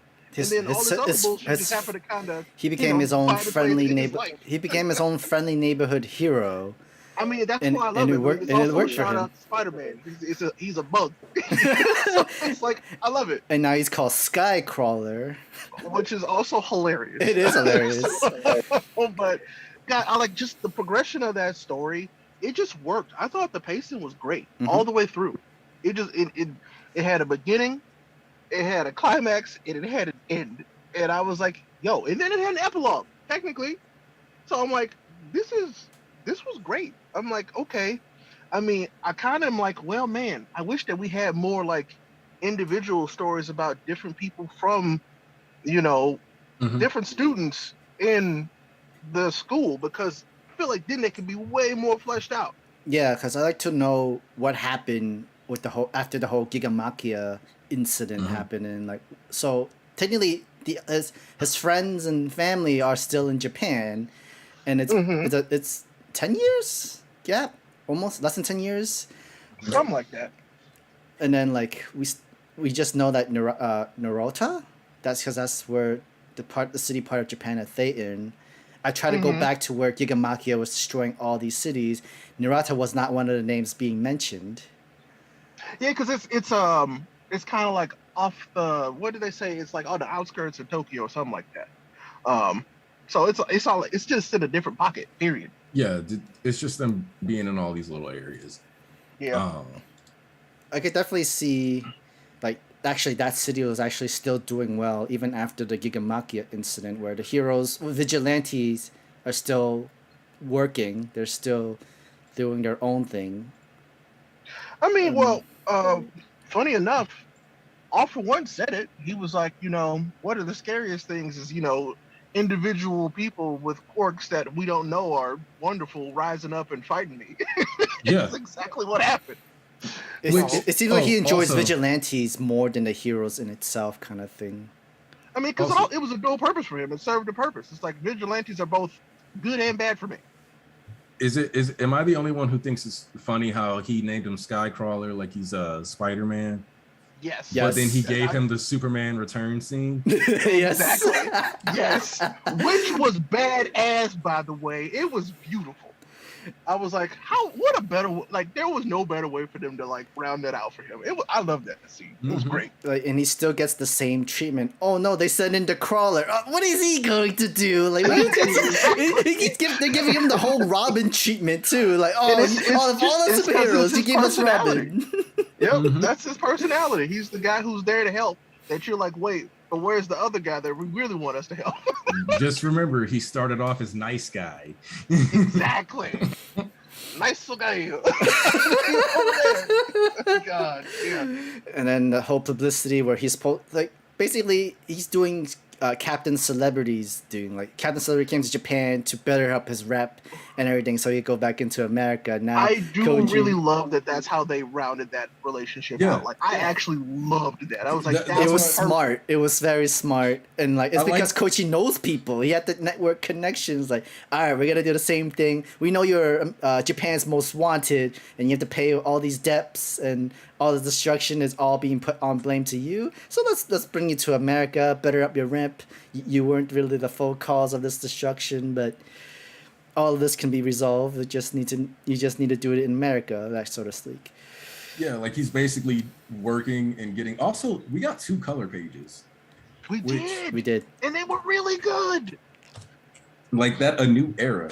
And what I want to say too, though, is that Koichi at the end of this Vigilantes is roughly timeline-wise at the start of MHA. Yep. Mm-hmm. Because it starts off like 5 years before MHA begins or something like that. Or like either 5 years before MHA begins or before Deku gets into UA, either way. And which the only reason that difference matters is 10 months. But So does that mean like that a new era is basically literally the era that we are in My Hero? Yeah, exactly. It's the start of My Hero. Yeah. Well, as we know it, absolutely. This ends with literally the creation of the Nomu, which we do know, like, I feel like because of number 6 and everything. Which was ridiculous, by the way. I'm so glad that they don't have a speedster that they're fighting right now, because they would have been washed a long time ago. So remind me, number 6 also evolved too, right? In his own kind of quirks, evolution in his own Nomu sort of sense.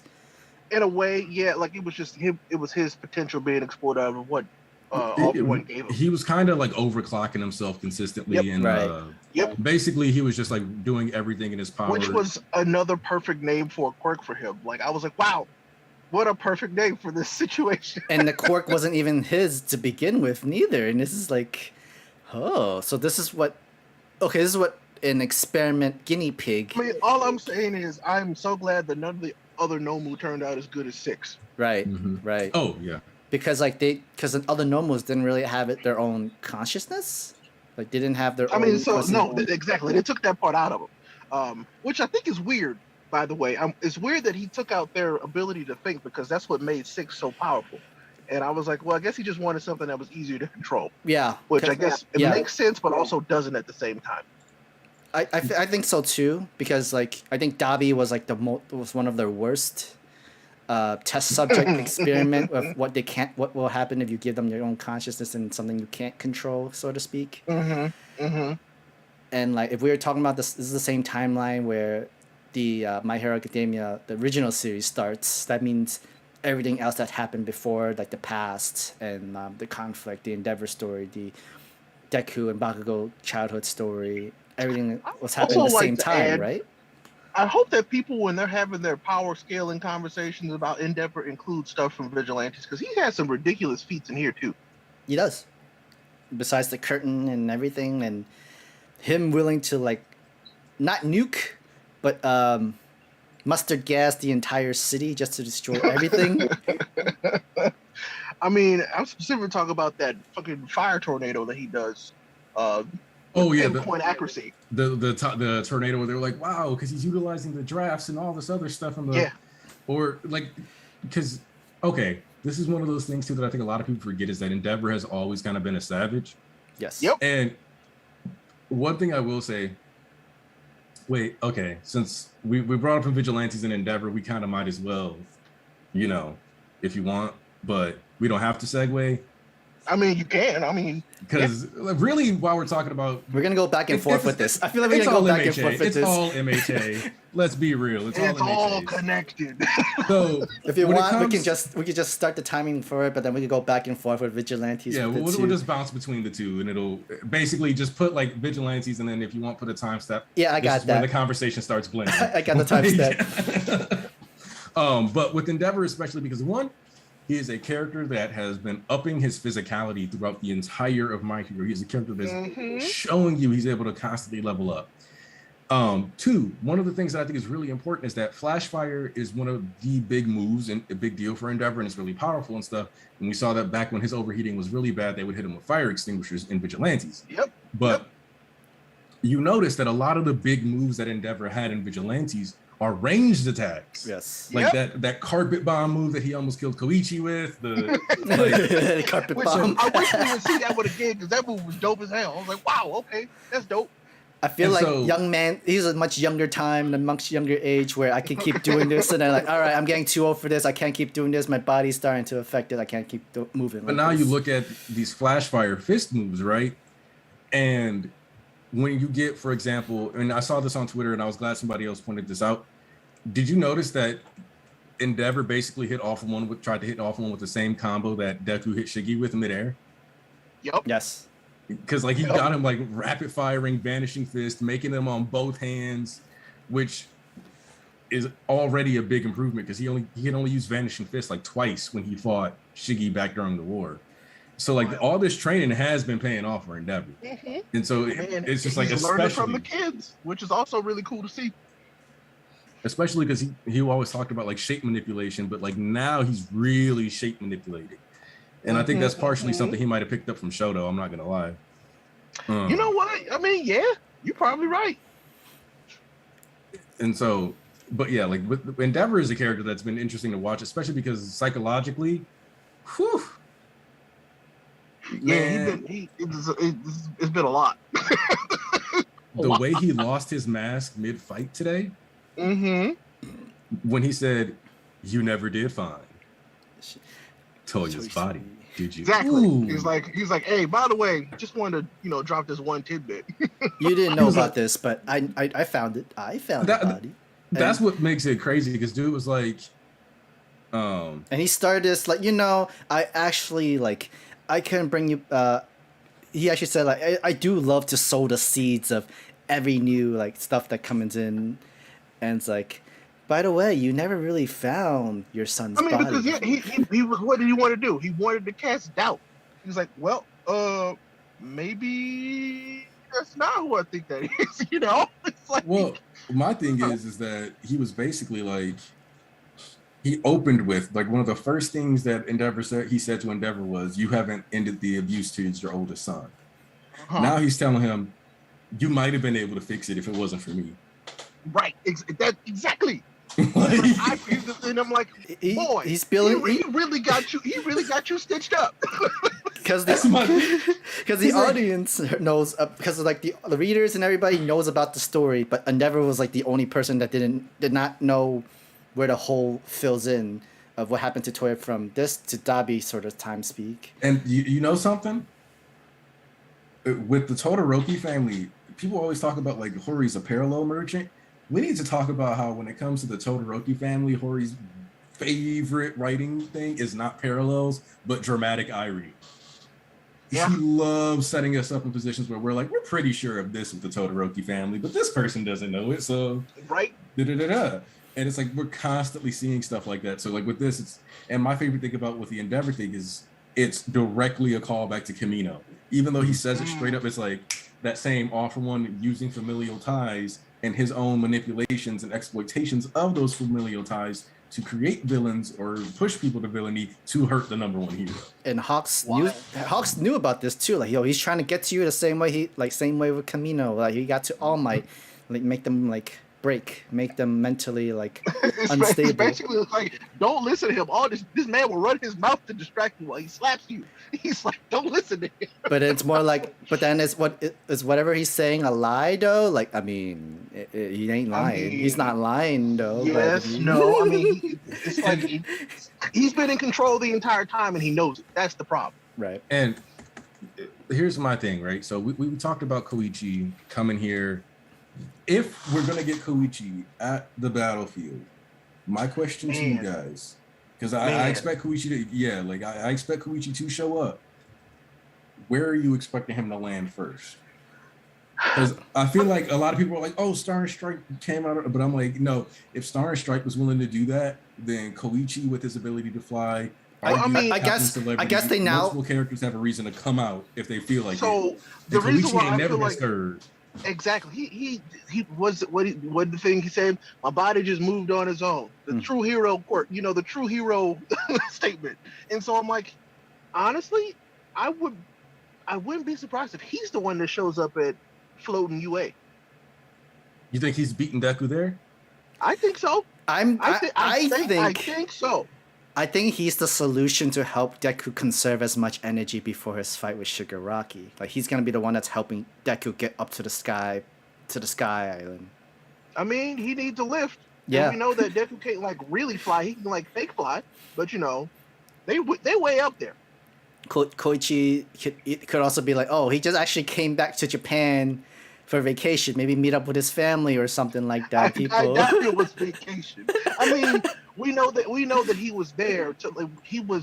He had to come back to Japan because he could still be a hero in Japan too. Mm-hmm. Unless they're still blaming him and the whole thing. But I think after this situation, what incident? We need as much help as we can.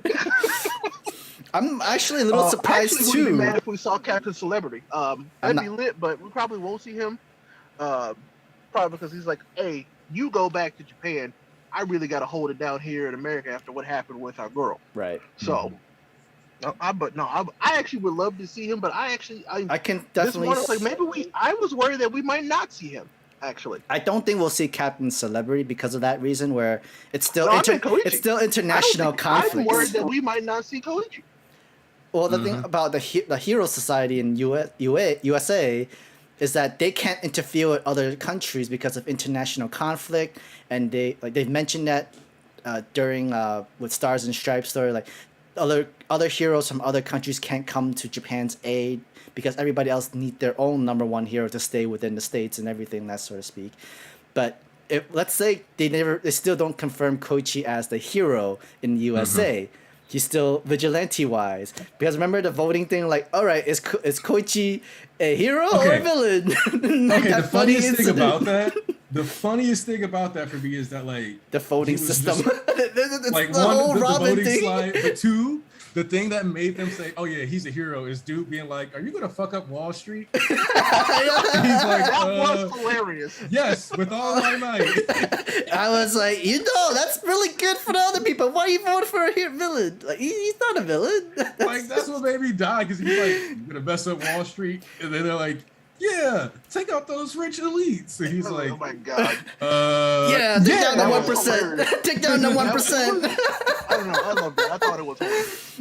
I was like, oh, okay. Also, I love that they actually kept it true to who he was because remember how Captain Celebrity kind of like almost spoke like perfect Japanese? Yeah. Man was literally face palming the moment like he said. Koichi gets over there. He's like, "Hey, I don't speak English, bro."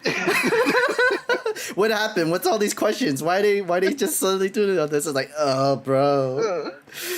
But no, it was. I don't know. Vigilantes stands to be like probably one of my favorite series in Jump in a while. Like that's finished straight up. I agree. And I'll also say that the wrap up shots are definitely there to tell you All Might is the teacher by the end of this series.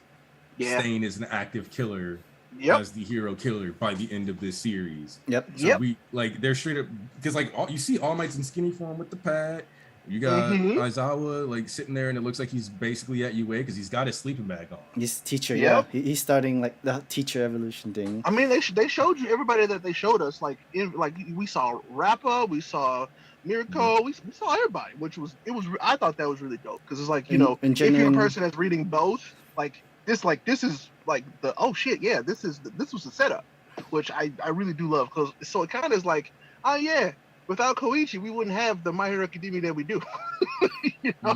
The more patrols within each of the cities with Fat Gum and his assistant, Genius being best Genius doing his best Genius do. Ida's brothers, like this is more like we are heroes. We do more of the patrols kind of thing. Like Koichi did set up a lot of stuff of giving heroes a different view where you don't really need to be a hero to be a hero. But these are the main stars, though. It doesn't mean like Mount Lady was doing it for publicity or the fame first until like you start throughout the later on. She's a hero full through, and then all these other heroes that were in it for the fame, the money, and the glory that just quits, and then you just see who remains in that, so to speak. But at least we know. We saw him too, by the way. He was in one of those images. Like the samurai hero. Yes. Like Yoroi Midsha. Headshot. Yep. Because we have Fat Gum. Burning's even getting a little bit of light. Right. So, Burning. Which one of the things that I like about this too is that Aizawa getting 2 pages or 2 panels because he's thinking about Koichi as it's more than likely suggesting that he's contemplating Koichi as this event, like circled the news or whatever. It also set up the underworld too. The underworld guy. The wrestler guy that goes with Overhaul's group. Yeah. Which made me like Rappa even more, by the way. Yeah. I was like, dang it, this is a great character. And then also, can we talk about Knuckle Duster? Knuckle Duster. Because even with the crutch, he's like, yo, you pedal car, I'm gonna keep going. Like, dude's like, no matter who it is, I'm beating ass. He really no cork needed. Only my fists will do the talking. My fist of justice. He really that man giving anybody hands. He really reminds me of Michael Rourke in The Wrestler. In the words of the old ESRB commercials, rated E for everyone. So basically. But no, I don't know. So the reason why I'm thinking we might not see Koichi in the main serialization is because we got Star and Stripe who we thought was OP, but like Koichi is like, if he's had time to like actually train, boy, he's Ultra Instinct Goku. And then they won't really take him, but people don't take him seriously, or they don't even know how much he can do, and that sort of stuff. I'm glad you compared him to Goku because I want to see him do one of those thrusters like he did for his feet on a Shooting Blade. God! So I'm gonna need you to really think about what you're saying, Ray, and ask yourself. Man, you up that chance. So here's damn it. So here's my thoughts when it came. I want to shoot go blam blam kamehameha. Yeah. Right? I'm also thinking like with Koichi, with the media and his face and everything like that, would he be the inspiration for people to go into being a vigilante of heroism? Because we know Stain was able to bring in the vigilante of villains, but Koichi has been doing the vigilante, showing that you don't need a UA hero's license, or you don't need a hero's license to be a hero. You can be a hero in itself, but he's doing it in America.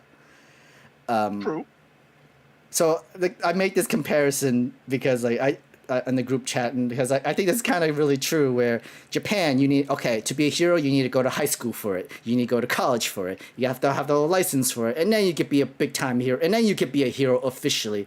And then when it came to the USA, all you need is a GED and an internship, and you're a hero. You're good. You don't need it. And the good word of a rich white man. Yeah, exactly. You just need the networks. You just need the networks for it, and he did have the networks for it. Exactly. He did. I mean, he got a college degree. That's true. He did. Koichi is a certified college graduate. Koichi is better educated than most heroes, actually. Yeah. Yes. Period. Yes. Like, man, literally, he's not getting paid for his heroism work. He's not an internship work, but he's the neighborhood Narata's hero. And everybody knows him. They appreciate him. And even if it's like the small petty crimes, or even if it's not even non-crime, if it's like directions or to help an old lady moving groceries, he was that friendly neighborhood hero. He was that dude, the nice guy. But before I get, because I got to bounce here in a minute. Before I go though, so I mean, Vigilantes. I'm really glad that it wrapped up and that it ended first of all, but that it didn't try to do too much. Because sometimes you get these spinoffs that try to do too much when this was technically a prequel, which makes me really happy to see. That I don't know. I feel like if somebody decides to do something, or Horikoshi decides to oversee other spinoffs of his series, I feel like we shouldn't be too worried about them being ridiculous. I feel like they'll probably be pretty good if they're anything like what Vigilantes was. Hopefully. And we know the style too, because like the last chapter's name was the Skycrawler Rising. We're gonna have that same title onto the later of the original series, Skycrawler Rising. Rising chapters specifically are designed to signify that person hitting a high point in their works as a hero, or like achieving something and making it a point where like hitting a point of conviction. Because like when you remember when we got like Bakugo Rising, I think that was all the way back in. Hold on, I'm trying to, because I know there's Bakugo Rising multiple there's the times. origins and then the Rising chapters. No, the Rising one was I believe Katsuki Bakugo Rising was when he got stabbed by All for One. Yes. Yep. There we go. I think Todoroki got a Rising, right? I'm trying to remember. I don't think so. No, they got one. No, he doesn't. But then they did the villains, right? I think Shigaraki had its own Rising, right? No, something like that. They had Origin.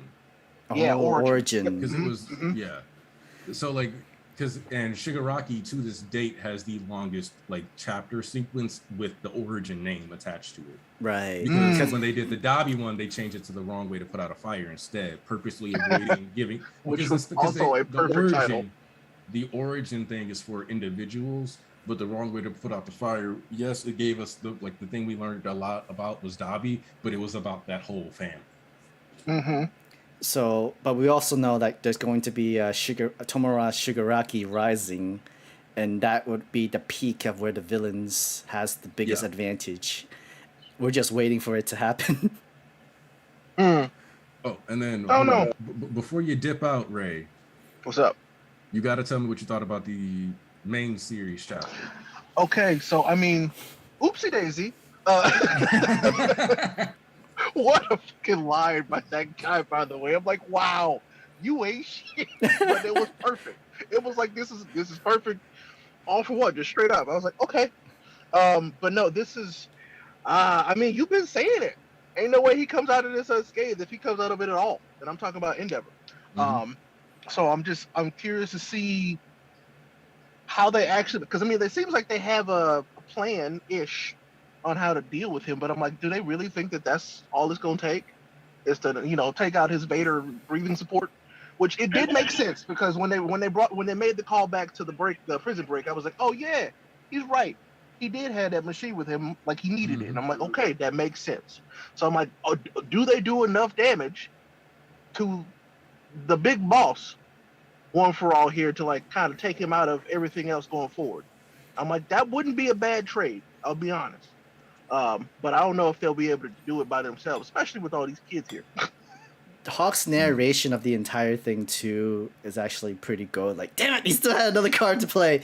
Like he knew Endeavor's struggles. He knew he can't make a clean break like he was able to with bad parenting and like the story and stuff like that. But I still gotta be his support. And even throughout the chapter, Hawks was like, all right, I know I'm not gonna be able to do. I wasn't supposed to be the one to deal the last blow anyway, but I gotta go save Endeavor, even if I gotta take that full on blast from All for One, and that's gonna kill me.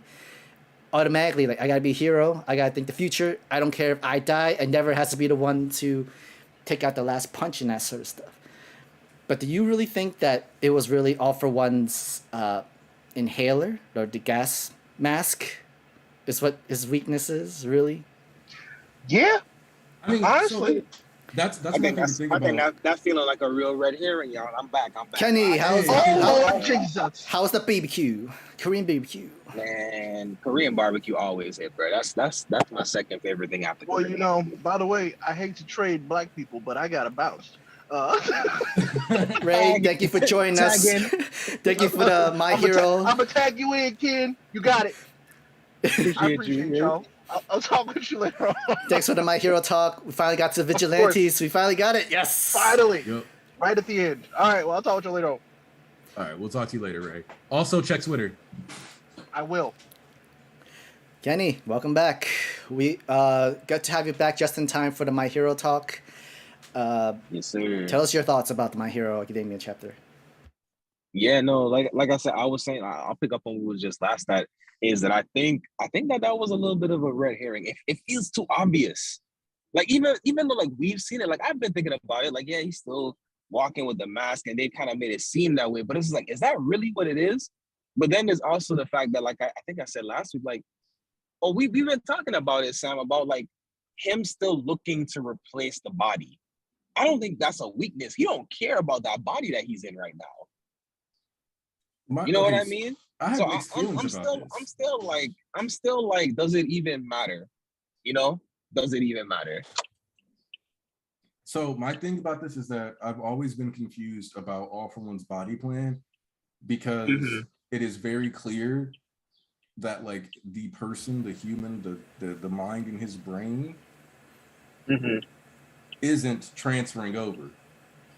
So it's like you still will have to deal with death. Like it's like having a save file of yourself, but not actually you. You know what I mean? Right. So it's kind of weird that he's like, where like I kind of feel like there should be something extra here that we just aren't seeing. Because like I think the thing is like his will is that strong. Like we say that his personality is gonna be gone, but it's like I don't even know, because you think about the way he showed up in the subspace, you know, with Shigaraki and with Deku before. It just really feel like, is he really gonna lose himself? Like, does it matter? Or does it's just a matter of whose will is ultimately stronger? Because I think Sam and I was basically talking about last time about what about Spinner? Yeah, we gotta remember there was multiple candidates. There was multiple candidates to replace. Replace the body. Was Spinner one of the test subject? I thought he just joined in as a vigilante villain. He wasn't a test subject, but he's been played with by All for One. Oh yes, for sure. And so what I'm just saying is that there's already been this idea that, again, the main point here is that I think he's been ready to get rid of the body regardless. And I don't know if he's really losing his mind per se. I think very much so his will is connected to the will of the quirk. And I think if the quirk passes on, much like the Vistages have their certain level of consciousness that's preserved, I think he still is preserved. And I don't think there's anyone with a strong enough will to really keep that in check the way it should be, if that makes any sense. I agree, because technically All for One's quirk is the All for One quirk. He was the origin for this quirk. Exactly. And we do know, like, if another person were to obtain two quirks of someone else's, their life expectancy is lower, or it gets significantly dropped. But Right. the thing with sugar, but the thing they tried to substitute it with was with hyper regeneration, and with something. The doctor Yujiro also had a life where he can live double the lifespan life. He gave it that to Shigaraki too, in case like if it really is cut in half and you have a quirk that can double up your lifespan, that means everything goes back to normal. And that's in the speak. You live a normal age Right. of life, and that Now- so to speak. Sorry. Now remember, Spinner is a reptile, so that's some innate regeneration and lizards are known, reptiles are known for adapting. So there's still some potential there. Like I said, for that body to be used, I don't think it would survive, but I don't think if I guess what I'm saying is if All For One was to die in this exchange, I don't think that's the last we see of All For One before this war is done. Mm-hmm. Mm-hmm. I mean, I doubt that how Spinner can save himself. He cut his own tail off, and that tail had the other part of the quirk, and it blows up, and that so to speak. But that'd be rare. That'd be crazy. But whatever. That'd be wild. That'd be cool, actually. But there's so much manipulation has been done from All For One. That's one of the things that I wanted to talk about, because the way All For One's approach through manipulation typically works, and how Hawks is managing to kind of like give him a taste of his own medicine during the fight, like when he goes, "Oh, so we're both crippled." Like, nigga, you ain't no better than me. And then like he was trying to. What's funny? All For One was like, "Oh, Nagat substitute. I'm glad you're here. Too bad you're not in the best game, but well, neither are you." Right? Like it's like, nah, bro, you're not gonna like nana boo boo. How about you? Like, that was 100% one of those. I'm rubber, you're glue. You also gotta remember as mature as Hawks is, he's still young. Yeah. Yes. Hawks is He's the youngest hero. He's the youngest top hero. Yeah, he's 22, 23. He's about 22, possibly 23. He's definitely no more than 23, if I'm not mistaken. You're not. He's 23. His hand's been dirty since still, like from the beginning. Like but there's still levels of immaturity, and not in like a bad way, but like there's still like the childish playfulness of him compared to like a lot of other heroes. And one of the like things even if you think about say, Kamui is a more recent hero, but I'm pretty sure if I'm not mistaken, he's a little bit older. No, Kamui. Okay, this is kind of one of those cool culture things, real quick. So one of the things that happens in Japan is that there's this thing called shikatsu, and shikatsu is basically when everybody's applying for their internships, blah blah blah, whatever, and trying to basically get the job they want. Now it is normal for that job to be the same job you have for the rest of your life, as far as like white collar people it goes. But it's also normal, but at minimum around the time that a lot of people do this, it's about 10 years. Kamui Woods becomes a rookie hero at the age of like 26, 27, suggesting that he likely was a sidekick for about 10 years. Exactly. He's officially a hero on his own with his own agency when he's like 26, 27. So even that rising star is significantly older because Hawks went independent right away. And if you think about it, they talk about that a couple times. People, they're like, Endeavor went independent right away, and he was like top 10 at the age of 20. So-and-so did this at this age, independent right away. Even Gentle's friend that led to him being really depressed was a person who went independent at like 18 or really fast. So it's just kind of like this interesting thing, but he's going to have a bit of that immaturity or that young-mindedness. But in this case, I think it's exactly what's needed. And I'll also say that Hawks's playful ability to have playful banter, from what we saw of Nagat didn't seem to have like a bad childhood. She seemed to be like somebody who happened to have like an interesting quirk, and that they like kind of pulled, and she was aware of what was going on around her, right? Where similarly, how like Dobby was born with everything, you can look at it. Hawks is kind of somebody in a similar boat, where because he had already grew up in that abusive environment and all that other stuff, he was able to just kind of be like, all right, I'm used to shit being bad and having to find a reason to smile anyway. Like when you're 5 years old and you run outside and you're saving people with your feathers and all kinds of stuff like that, he's always and already been about that responsibility. So let's say Nagat, just for all intents and purposes, let's say Nagat went to jail at 24 and met the Hero Association at like 14, that's still less time than Hawks had out here doing stuff, or even like seeing the dirtiness of the world. So from Hawk's perspective, the world has always been dirty and he wanted to clean it up, and Heroes made that difference for him. So he's never going to be able to betray Heroes, and that's why he's going to keep that attachment, that ability to bang and stuff like that. And I think we already know the backstory of Hawk, and even the Endeavor doll. We know that wasn't. It was a like, cheaper. We know that it's cheaper than All Might. He ended up getting a appreciation for Endeavor by again the force of the way that his life is. And in a sense, Endeavor really did end up saving him because of that indirectly. And now we have this moment where, we've seen Hawks kind of support, but like I think there's a big sacrificial piece that's definitely coming up in these next set of fights. I'm also very interested in the fact that this was the fight that they decided to go with next. I know we talked about it last week and that there was a very high chance that this was going to be the fight next. But again, I think that just plays to the fact that I don't think All For One's going down right now.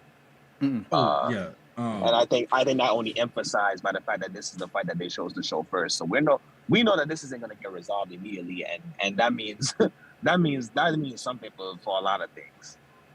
But again, Shigaraki is still also a primary focus, so it could go down that way. So I guess time will tell. Well, my thing with this is that the wound Endeavor got here. So based on how it's drawn, I know some people think it's his arm. Yeah, it looks like he got cut off his arm or the sides. Yeah, that looked like a pierce through the chest. It wasn't until the next panel that it kind of is like, was it really his arm? No, I don't think it's not his arm. He's still good. It's not. If you look and zoom in when he's falling, it looks. Yeah, you see him holding. He's holding on. He's holding on to the injury that got hit to his sides. That's basically for his arm. Because what this is, and I talked about this on stream. Also, I want to point out that he combined two quirks to make this sword horn thingy that chomps.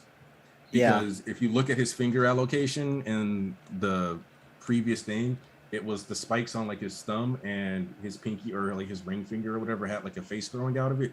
So he basically combined those two principles so that he could create the chompy arm. So if you look though, he didn't stab Endeavor, he straight up bit and took out a chunk of his side.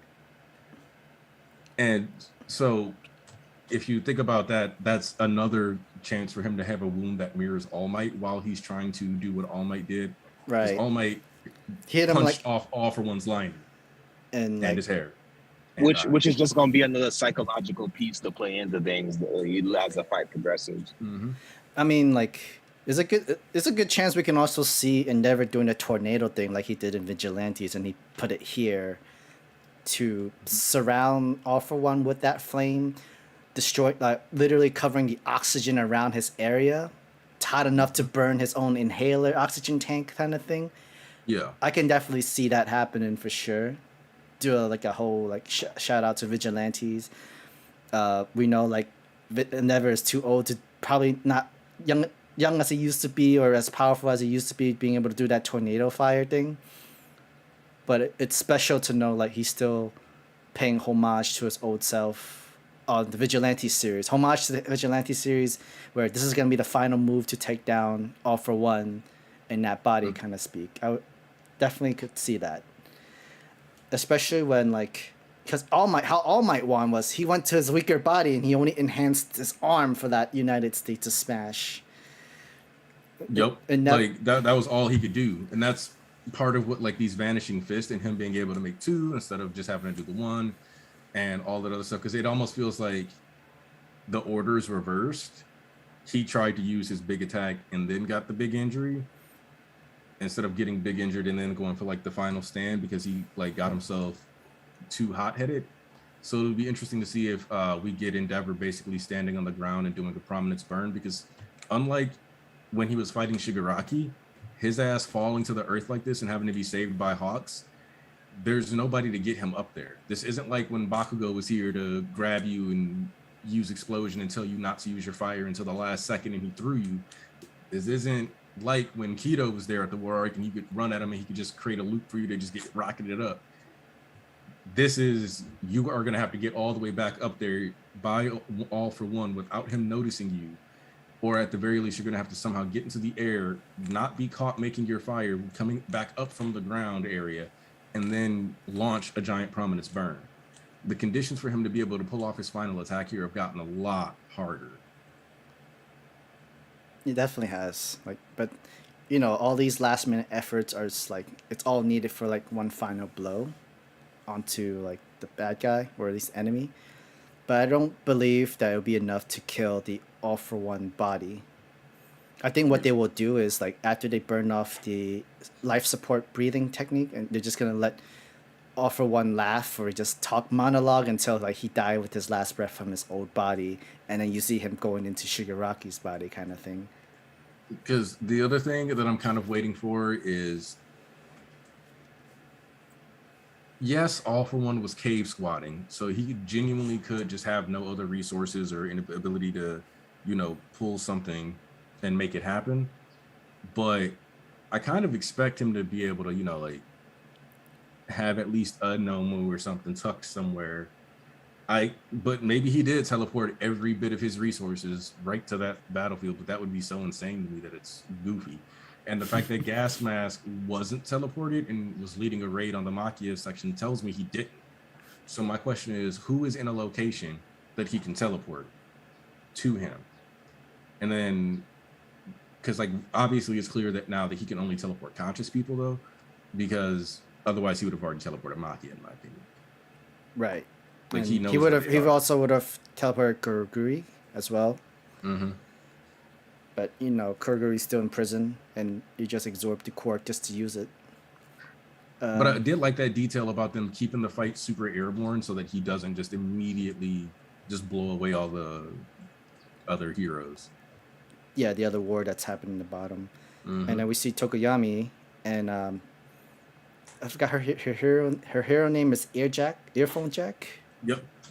She technically connected her her ears with an ear jack into speakers, right? Mm-hmm. She's been doing that. That's her.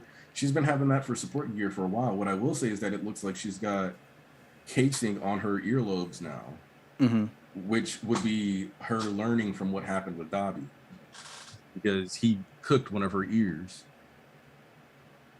Yeah, she's got casing now. She's got casing. Yep. That was the thing that drew out to me, because at first I didn't recognize her, and I was like, oh, okay. But like before they even said her name, I was like for a second I had to like stop and like look at what was going on with the whole suit, which is good. It gave me a second to stop and appreciate what was going on with the fit. Also, have any of you guys read or watched Air Gear? Mm-mm. Because this is 100% at this point a reference to Air Gear, where there was this is the second time we talked about this before. This is the second reference to Air Gear. Because what I mean is like the heartbeat wall thing is straight up taken from Inorganic Net, the Rumble King from back then, because he had the speakers on his arms and he would actually create walls of solid air and stuff. Mm-hmm. So and she was skating on top of my boy. Oh yeah. Okay, yeah, I remember now. Shout out to the Rumble King. And then you have All for One saying, you know, in the old comics we used to have these people called jobbers. Just to show such so that the villains could like literally so that Demon Lord can show him what he's made of. Literally more insults to injury. Like, yo, why are you sending jobbers at me now? Why are you sending the new students of UA to come in after me in this moment? But also, you guys know. Well, no. I think we talked about the Batman and Robin thing, right? I mean, Kochi is Robin. Other than no. Hawks is 100% Robin to Endeavor's Batman. Yes, he is. Yes. Okay, good. I just want to make sure we covered that. He definitely is 100% sure. Robin willing to like give himself up to save Batman because the world needs Batman, kind of thing. The world needs Endeavor to take down All for One at this moment. I don't care if I get hit, kind of stuff. And I neglected my brothers for too long. Air Gear's anime is only 26 episodes, which is why you don't hear about it a lot. It is not a full adaptation. There's a lot. Wait, what was that? Air Gear is 26 episodes. Somebody in the chat was surprised that Air Gear there's had an an OVA. anime. Oh, there's an OVA, but there's still not a lot. Did they have movies? No, Mm-hmm. just the 26 episodes. There's an OVA.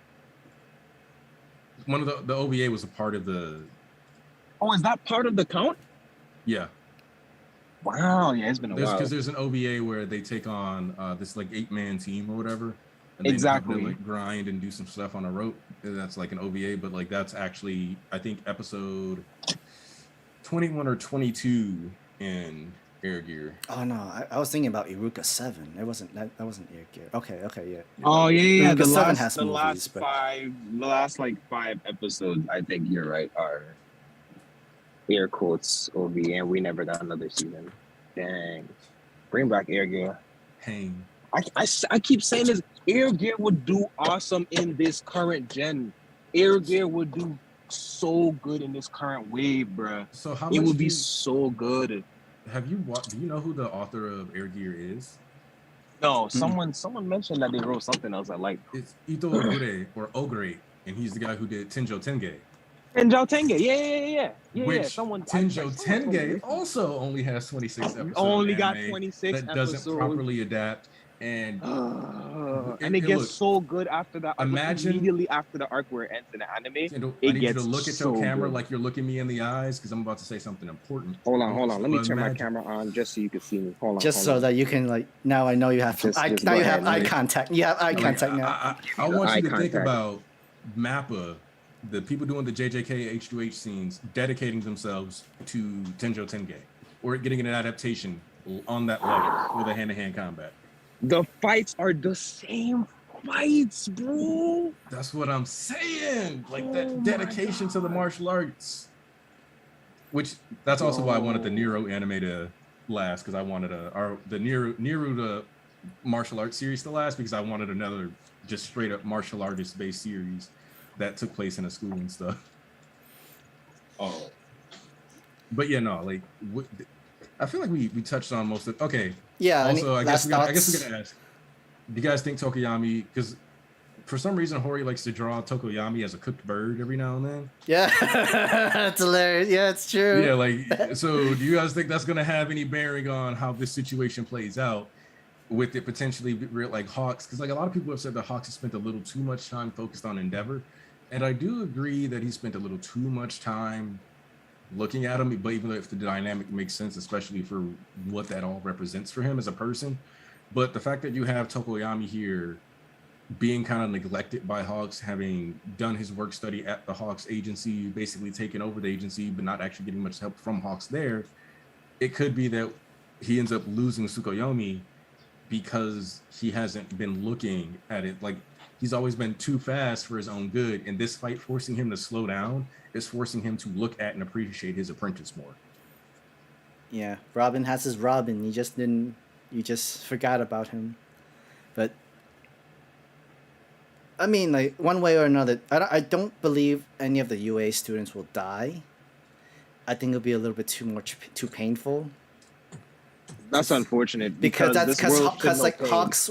This world should know. Because Hawks needs to know, like, other people look up to him as a hero himself too, just like Tokoyami, and him being Tokoyami dying before Hawks would be too sad for Hawks in general. Like, even though Hawks was already willing to put his life on the line and die for Endeavor, but will he be willing to die for the younger generations that looks up to him, that the people that he inspired, even though he's supposed to be Nagant substitute, he got his hands dirty and he had a horrible childhood and made it out and that sort of stuff.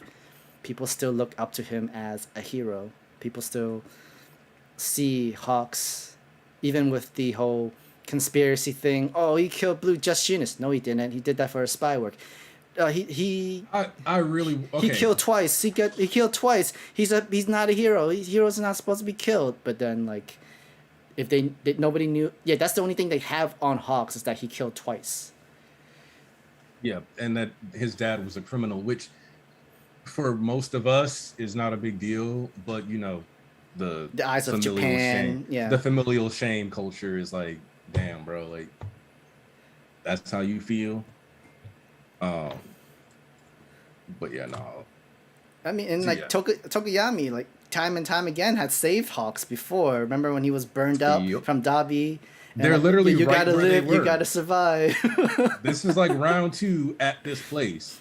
Because you gotta think they're fighting at the mansion ruin. Even though So Hawks was like already, well, if he's not gonna live, I can at least tell Tokoyami everything. He spilled the beans to him and everything. I feel like next chapter we're gonna literally have a monologue of like Hawks really thought he was gonna die, so he told Tokoyami something. Because we saw him whispering in that chapter, and Tokoyami was crying, be like, "You're gonna make it okay. None of this is all true. You're gonna be okay. You're gonna be okay." Like, you can't have a better like sidekick hero that idolizes you, that's willing to do whatever it takes to keep you alive too. Even though Hawks is so willing to die for Endeavor and everything. Oh, and the other thing that I do want to highlight for this is that when he's doing the vanishing fist barrage and Awful One starts complaining about how he can't stop the heat from coming through, just because, again, one of the things My Hero has made it a point to talk about, I remember I got into an argument with somebody once about Shoto living from the jet burn Dabi did, and I was like, if you have a fire type perk, you end up with some type of fire resistance. But All For One, not having like a fire type quirk as his base quirk, but just kind of stealing them and having and like playing with them a little, doesn't have the elemental resistance needed to like fully just not deal with anything that Endeavor's doing. He only gets pieces of it, but he'll never know. He can never fully adapt to its fullest potential. Like he wouldn't be doing like Burnin did, where even though they ended up tuckered out, she still caught one of the hell spider strands. But then, from Dabi. But he had a solution for it when it was called the impact recoil, which is what he uses to like when people do the physical blows. That's why that was a quirk that was specifically for All Might because of all the blunt damage. And because he can't make physical contact with him, he can't use he can't use impact recoil because he can't make physical contact. And he can't make physical contact because he has to block the flames, but he can't even properly block the flames. So it's a really good way to show like how matchups work, but also damage types, which is a thing that scaling isn't the end of the world, but I do hate the fact that people, when they talk about power scaling, oftentimes don't understand the concept of damage type and how just because you can handle getting like kicked through 80 buildings doesn't mean being lit on fire is gonna, not kill you. I mean, fire is everybody's weak. Fire is technically everybody's weaknesses. Exactly.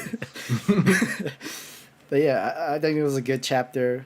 Kendall, if you're still here, would you like to give your last thoughts on My Hero before we switch to JJK? Is he still here? Is he mute? He's mute. Oh yeah, something probably happened because I know he was outside for a bit. I think isn't JJK the last thing we have to cover? Yes, it is. Okay. Because there was a lot of back and forth with Vigilantes and the original series as well. So yeah, let's go straight into. What's the question? Last thoughts of final thoughts on MHA. Oh yeah, no, I had no final thoughts. I think I'm still wishing Endeavor dies. To be quite honest, even what you just said, Sam, like I'm just like, now he can do everything. He can literally put the best of best everything. He's gonna die anyways, so. If he was gonna die, do you think Shoto needs to be there to see it first? Nah. I think Shoto's gonna try to run to the scene, but I don't think he needs to be there to see it happen. All right. They're gonna have to split the team to get back up anyway, so Shoto's probably was already gonna have to head in that direction. I mean, that he's resting. No, he said like, I can't move anymore. He told Ida that like, yo, I'm sorry I burned this. He a hero, bro. He gonna push past that limit plus ultra. Yep, Ida gonna pull up with that Recipro guiding him somewhere. I still feel like all of them are gonna end up converging in some way, trying to get there. Something's gonna happen. Mission complete this side. Go to the next mission. Go to the other. Just also partially because Phantom Thief, like granted, this is one of the downsides too to the fact that Monoma can only use one perk at a time, is that he, like in theory, his timer isn't based off of like how long he has them, but how long he's using them. But we don't know that for sure. So once Monoma's teleportation runs out, then they're just kind of fucked. Because you want him to be able to like bounce around and start making moves and get some people to different locations. And it's like how they couldn't work Deku. So I'm kind of thinking that if the UA center starts really like crumbling apart and then Shigaraki gets access to his quirks, that'll be when Monoma will be able to separate himself, hopefully. And then maybe... Aren't they using Monoma for Night Eye's quirk? For Eraserhead. So he's going to have to, on some level, like that's why I said if they get so destroyed that he can't stop him from using his quirks anyway, then the next best thing is going to be getting back up. So Okay, let's go straight into our JJK the jackpot chapter. So Hikari's his curse technique is pretty broken. Now we see why Yuta says like, yeah, when Hikari's serious, he actually can beat me in a fight. When it comes to Yuta with almost like a bottomless source of curse technique, but Hikari literally can, his own curse technique can generate unlimited curse technique only if he gets jackpots from the domain expansion and his technique. The other thing we idle know is that death this man gamble. is he's not wishing for luck on his jackpots either. He's calculating the jackpot. That's the thing. Like, yeah, there's a risk factor, but he's getting that thing as close to accurate as possible. well, and the other thing about that is with the way it seems to work is like because he's using like these rolls and these attacks or whatever, but because of the fact that, and I'm kind of curious because we know that people kind of shape their domains and like have to like focus on creating the rules and stuff to make the spell complete. Mm-hmm. And it kind of seems like what he did to make his luck modifier be so high is that he chose an anime. Like he's ultimately got his own anime theme song. Because if you think back to what he said, he was like the pure love train, blah, blah, blah, was this manga, whatever. He's basically walking up to people, fighting them with an anime theme song playing. That's actually pretty sick. Just have your favorite anime opening on, just like for that 4 minutes and 11 seconds, he is unbeatable. He's unlimited curse technique as much as you want, and even after it finishes, everything gets healed up. Everything's back to normal for him.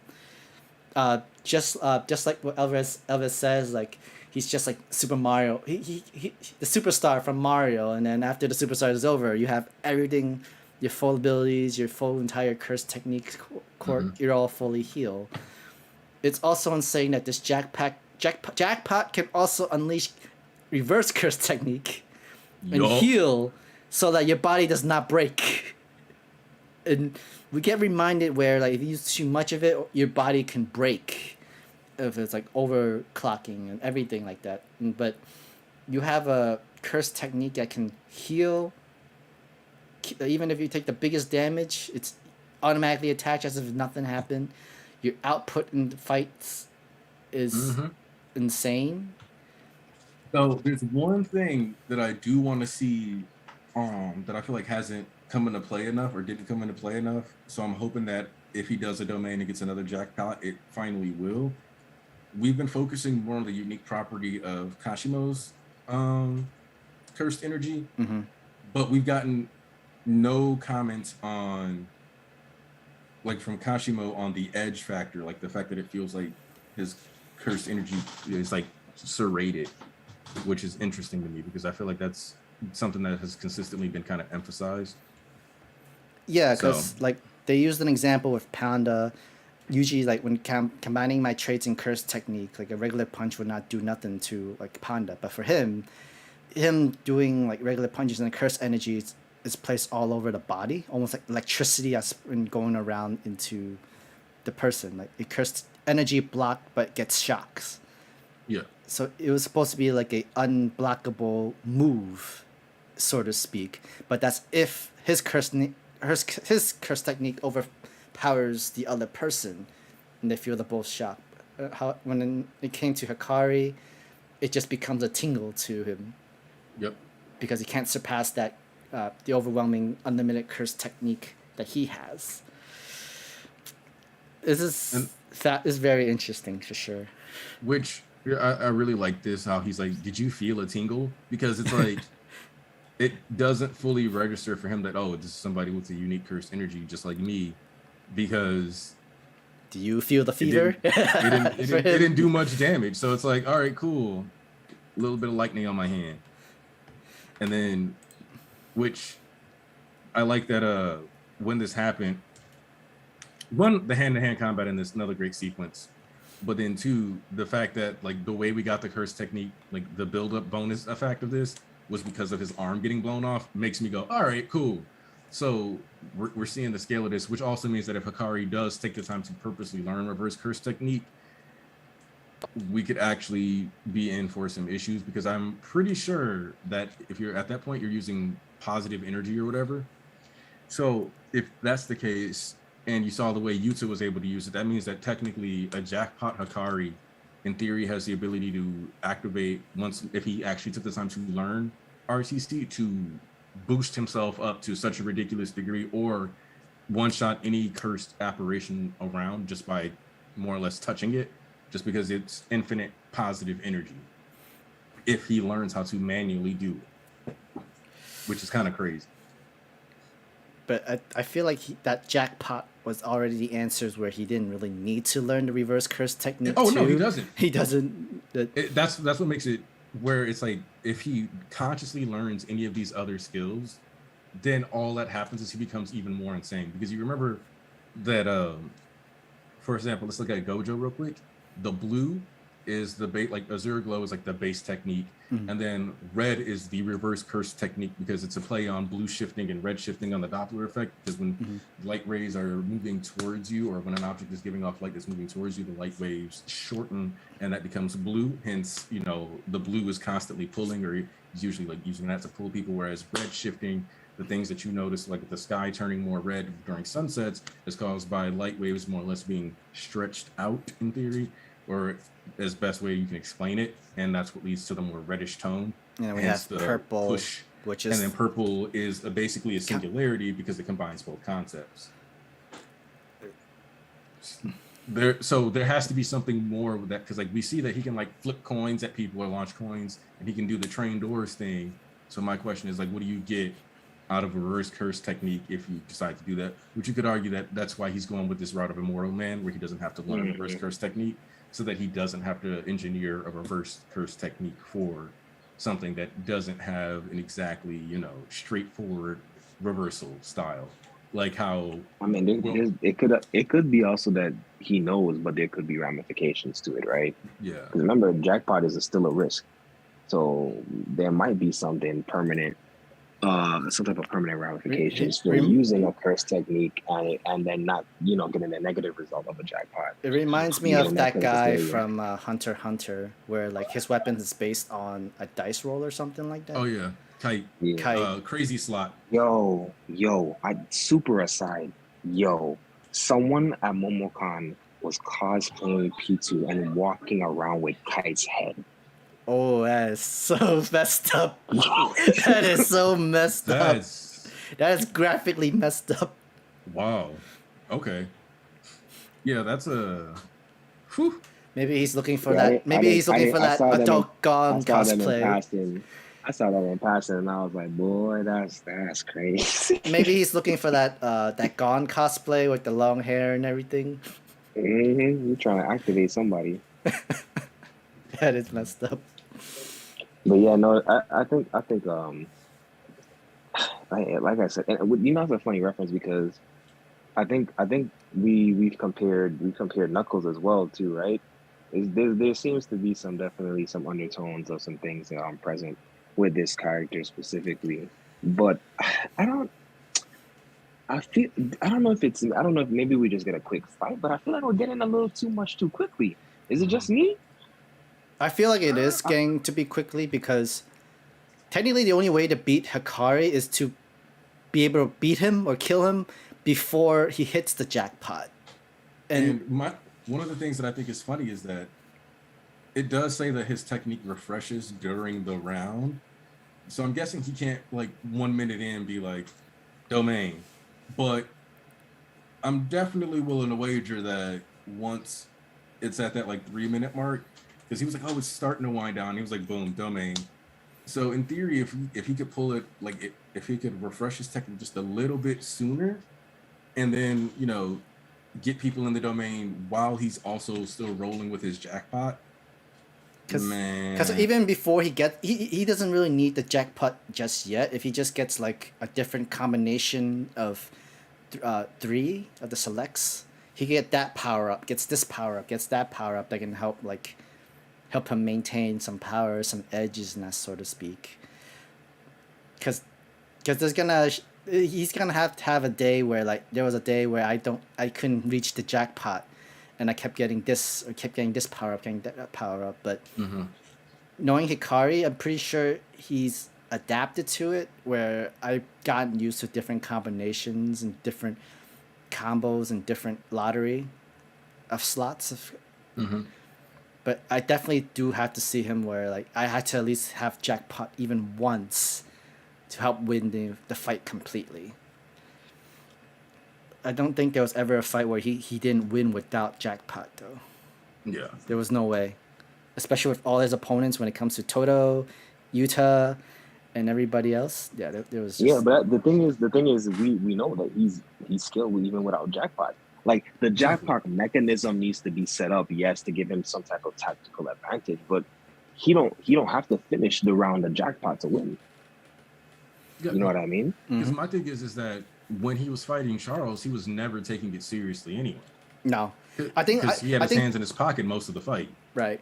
I think the point for that one was like, oh, I'm going to pick one of the most random sorcerers so I can build up my jackpot, build up the luck, build up all, like, it's just so that I can keep spinning so I get jackpot.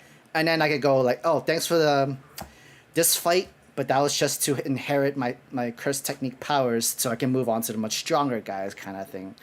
Yeah, he preloaded for sure. But like... Imagine you preload into this fight, into the next entire fight. He's an unkillable, unstoppable machine.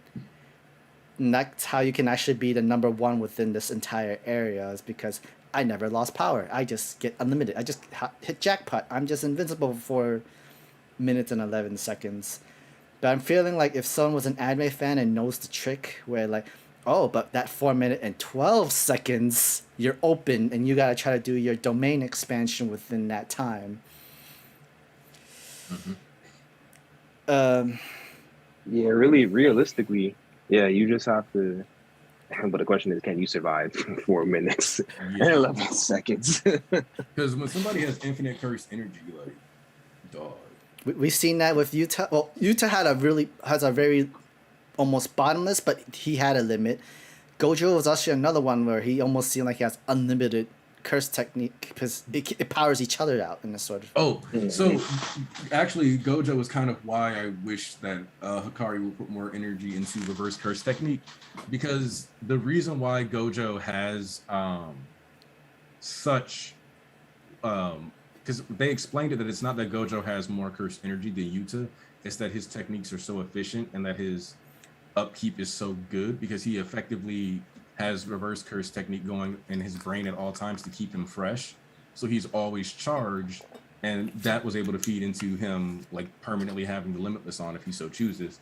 So it's kind of like if any character that has this potential to do that makes that decision to generate a bunch of reverse curse technique energy, they can create that loop, which means in theory Hikari could reverse curse technique himself during jackpot into the same state as Gojo and then maintain that if he just chained it a couple more times and potentially have that. Question, do you think Hikari will have the same experience of how Gojo had to learn reverse curse technique? Because remember, it was Toji that killed him, and who was left, and Gojo was in a left near death state, and that's where he had to learn reverse technique on the spot in that moment to be able to heal himself and everything. Will we ever see Hikari in the moment where he had to learn reverse curse technique after that incident and everything? And I like the only way I can see that happening is if somebody gets a good blow off on him in his domain. And of course, the other thing we have to consider is Kashimo a maximum user or a domain user or both? That's true, because we haven't really seen much of the extent on his fight with Panda. Like it seems like he went easy on Panda. I don't know if that. I mean, like, remember that output punch where Panda thought he can block and defend? Yeah. And I don't know if he took it easy or if it was just too easy to be. Anyway. I mean, Panda, like, I think we talked about it. Like, somebody mentioned Panda did technically beat a semi-grade 1 sorcerer in Mechamaru with the gorilla mode, but I'm like, Panda also lost 2 cores to do that. So it's not exactly the most encouraging case for Panda to be like grade 1 or better, and he was up for promotion during that. And you see, he didn't do anything during Shibuya really. So to me, it's kind of like this dude is probably about a semi grade 1 source. Like Panda is probably at best the level of a semi grade 1 sorcerer, and I mean, Kashimo is clearly at minimum a grade 1 to special grade sorcerer. Wasn't he one of the old cursed sorcerers though? He was in one of the old people. Kashimo? Yeah, Kashimo. Yeah, isn't he from the 400 past? years ago. 400 years ago, yeah. Yeah, and like, so wouldn't that he would have been considered as a special grade, right? Because they don't really know how to classify. Because we know in JJK they didn't really know how to classify special grades, curse techniques, and they just instantly just call them special grades in general. Because Sukuna even explained it, like that that thing that had one of his fingers. That's where the sorcerer schools would consider him as a special grade. Like they consider both as a special grade, but that's not the best comparison. I know I'm overwhelmingly powerful than you are.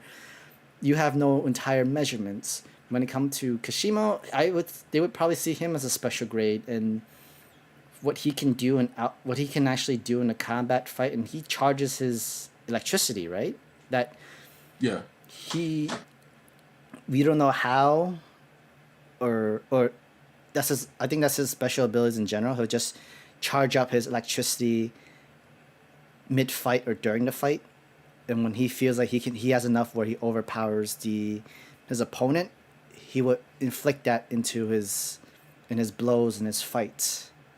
Now he has to recharge all over again for Hikari, since he thought that punch was enough for him. That's one of the things that makes Kashimo interesting too, because it seems like it's probably very rare that somebody survives the lightning charge, and it's especially he seemed to be taken aback because he like blew off the dude's arm and then got kicked in the face, and then that dude used the arm that he just blew off to punch him in the face. And he thought it was like, oh, too late. He lost his arm. He's done. He can't use his domain. No, wait, I'm sorry, what? Yeah, his arm's gone. He's gonna be in pain. He's not gonna be able to fight back, and then boom. Man, do I look like Toto to you? Do you think I have no arm? I can't do shit? No, bro. You think without this hand or this arm? Nope. Reverse curse technique and everything. The only difference was that Toto's hand, he had to cut off his own hand, and that hand got exploded because of the idol transfiguration thing. And I don't believe you can bring back organs and limbs, right? With curse technique? No, you can. You just have to have a lot of curse energy to do it. All right, because like knowing that, doesn't that mean like Toto can still come back, or he's permanently done? Because if you remember when Yuro was fighting, and she lost her arm, right? He like immediately like kicked her shit, and then Ishigori was like, "Oh, cool, Yuta did that." Even if she uses curse reverse technique, she's gonna regenerating an entire arm is gonna be quite a lot. I think it was Yuta that helped recover her arm, right? Because I know Rika ate the arm, her arm, just so that gains her abilities, or whatever the condition with Rika and the copying curse technique kind of thing. So, I think have you guys watched did you guys watch the TV show Heroes? Mm-hmm. I think that it might work similar to Sylar's intuitive aptitude, minus the hunger, of course, but like the obligatory hunger, because what I kind of see it as is that like, you could argue that it's a bit more literal too, since Rika eats pieces of the people, but so Sylar thought that he always had to like slice people's heads open and get into their brains, and that would make him like understand and see their powers. Yep. But I think it was around season 3 where he finally started actually exploring his ability a bit more, and didn't want to kill people enough that he held himself back and still was able to copy other people's powers after a while, just by constantly getting to observe and analyze them. And so I kind of feel like, because obviously Rika didn't eat any piece of Inumaki based off what we understand, unless they like fed her some hair. So it seems that like that closeness might have been what brought him to be able to gain that ability. But if he's going to do quick copies, probably Rika needs to eat some of you. Maybe because Rika how they did it is she brought out the microphone with the curse technique and everything, but Yuta can just have the tattoos in his mouth and just instantly use Unamaki's curse technique.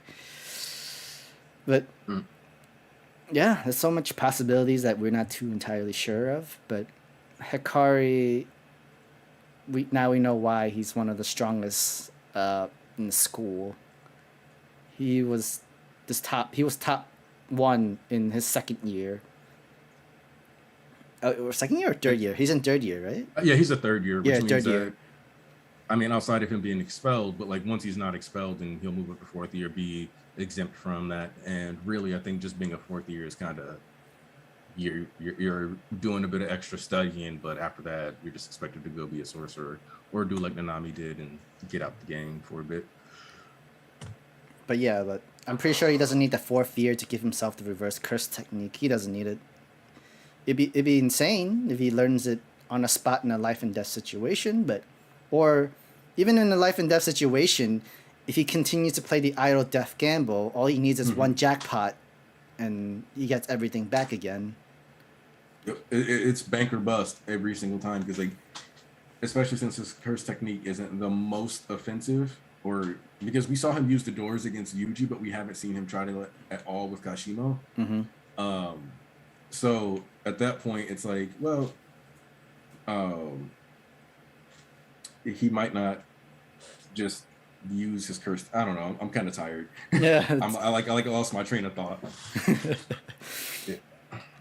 But yeah, actually, I could definitely see why Hikari loves the fever, because he lives the fever through his own curse technique. With idle death gamble. He's definitely one of the more interesting characters of the new arc that we've been presented with. So I mean, I'm looking forward to see some more stuff. I would hate to see a Kite situation. I think What's funny too, when Kite was about to die, he lost his arm first, and then he pulled out the weakest weapon, or like the worst weapon ever. Yeah, he pulled out like a mace. His luck didn't give him a good weapon. Like everything he failed him. He knows how to use all of his weapons, so it doesn't matter. Like that's just, it was unlucky, but the real thing that killed, I hate to say this, the real thing that killed Kite was Gon and Killua. No, that's factual. That's facts, though. That's true. Because they touched the thing, and that was it. Like, you touch it, now she's dead. Because jumped all the way there, took the arm, and now he's handicapped for the fight. And it's kind of funny because if like the scythe, like that scythe he got there probably would have been a little better for fighting Pito, just because it would have been the giant hurricane. I mean, like at this point, it's not a bad homage to Hunter x Hunter, considering it's coming back for four chapters. Yeah, but we don't know when. We just don't know when. This dude is posting like a page a day, so we'll see what happens. But I do want to ask the audience and people watching the videos, if you guys want us to touch Hunter x Hunter content once a chapter comes out, and so to speak, you guys can vote on it, because I'm pretty sure I need to reread after its long hiatus, because I believe they're still on the ship and they're still doing the whole the Zodiac arc thing. They're still on the ship. There's the whole thing with the baby that was happening. There's still a lot of family member that need to get killed. There's too much going on. Yeah. The big thing is that I hope what we get from the next couple chapters while we're on it is the spider's movement on the ship. That's, I think, what's crucial in the next steps, like as far as people getting taken out. Elf says, like, Gege, Hunter x Hunter is coming back. I gotta recreate a Kite situation ASAP. No. Oh, emotional. There's people expecting them to actually be on the continent. Oh, that's silly. But I do need to head out, guys. Yeah, I think we can end it here, no though. problem. Actually. Okay. Yeah, like I think we're in a good spot. We've talked about a lot with Vigilantes and everything. But what are you guys' favorite chapter of the week? It's probably still My Hero. I'm thinking, and yeah, no, like the cycle, because My Hero had the action plus the psychological warfare aspect of it going down, while also giving me like an actual super surprise curveball in its character selection. So yeah, I'm still going to go with My Hero. I'm a little torn myself. I think subjectively in my feelings, it's One Piece. I think I got the most from My Hero, but I still think I would say One Punch Man this week was the best chapter. I mean, yeah, I definitely have to give it to One Punch Man too, because long run, not everything happened. Not a lot happened except for Vigilante, where it had its own definite ending. It was a great ending for this entire series, but the One Punch Man is Murata's art is always gonna stand out over everything, hands down for me. I guess for me, it's like Murata's art is always good, but I care at least as much about the story. Mm-hmm. And if the story is very like some stuff happened, then it's probably not gonna be my number one that week. Yeah, that's what I said. Really, it just comes down to we got to get more heart chapters out of Murata. Yeah, we just gotta see. But like I said, if it come down to the two, it's definitely between One Punch Man and My Hero.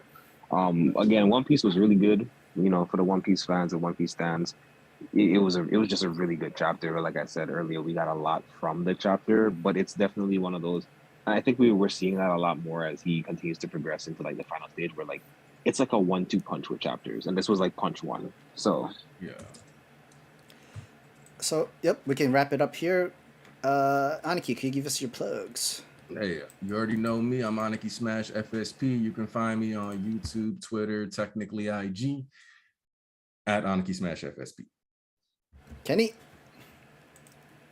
Yo, you know it's your boy, KendellxAnime, on all the social media platforms. Hit me up, Instagram, Twitter, Court chat, all that good stuff. All right, guys. You can always follow.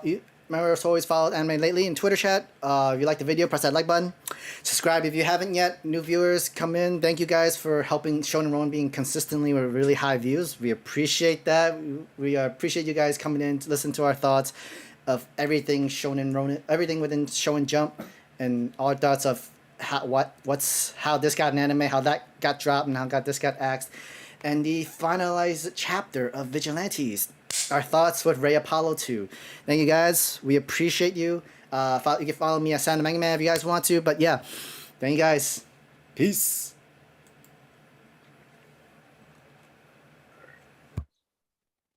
All right, I'm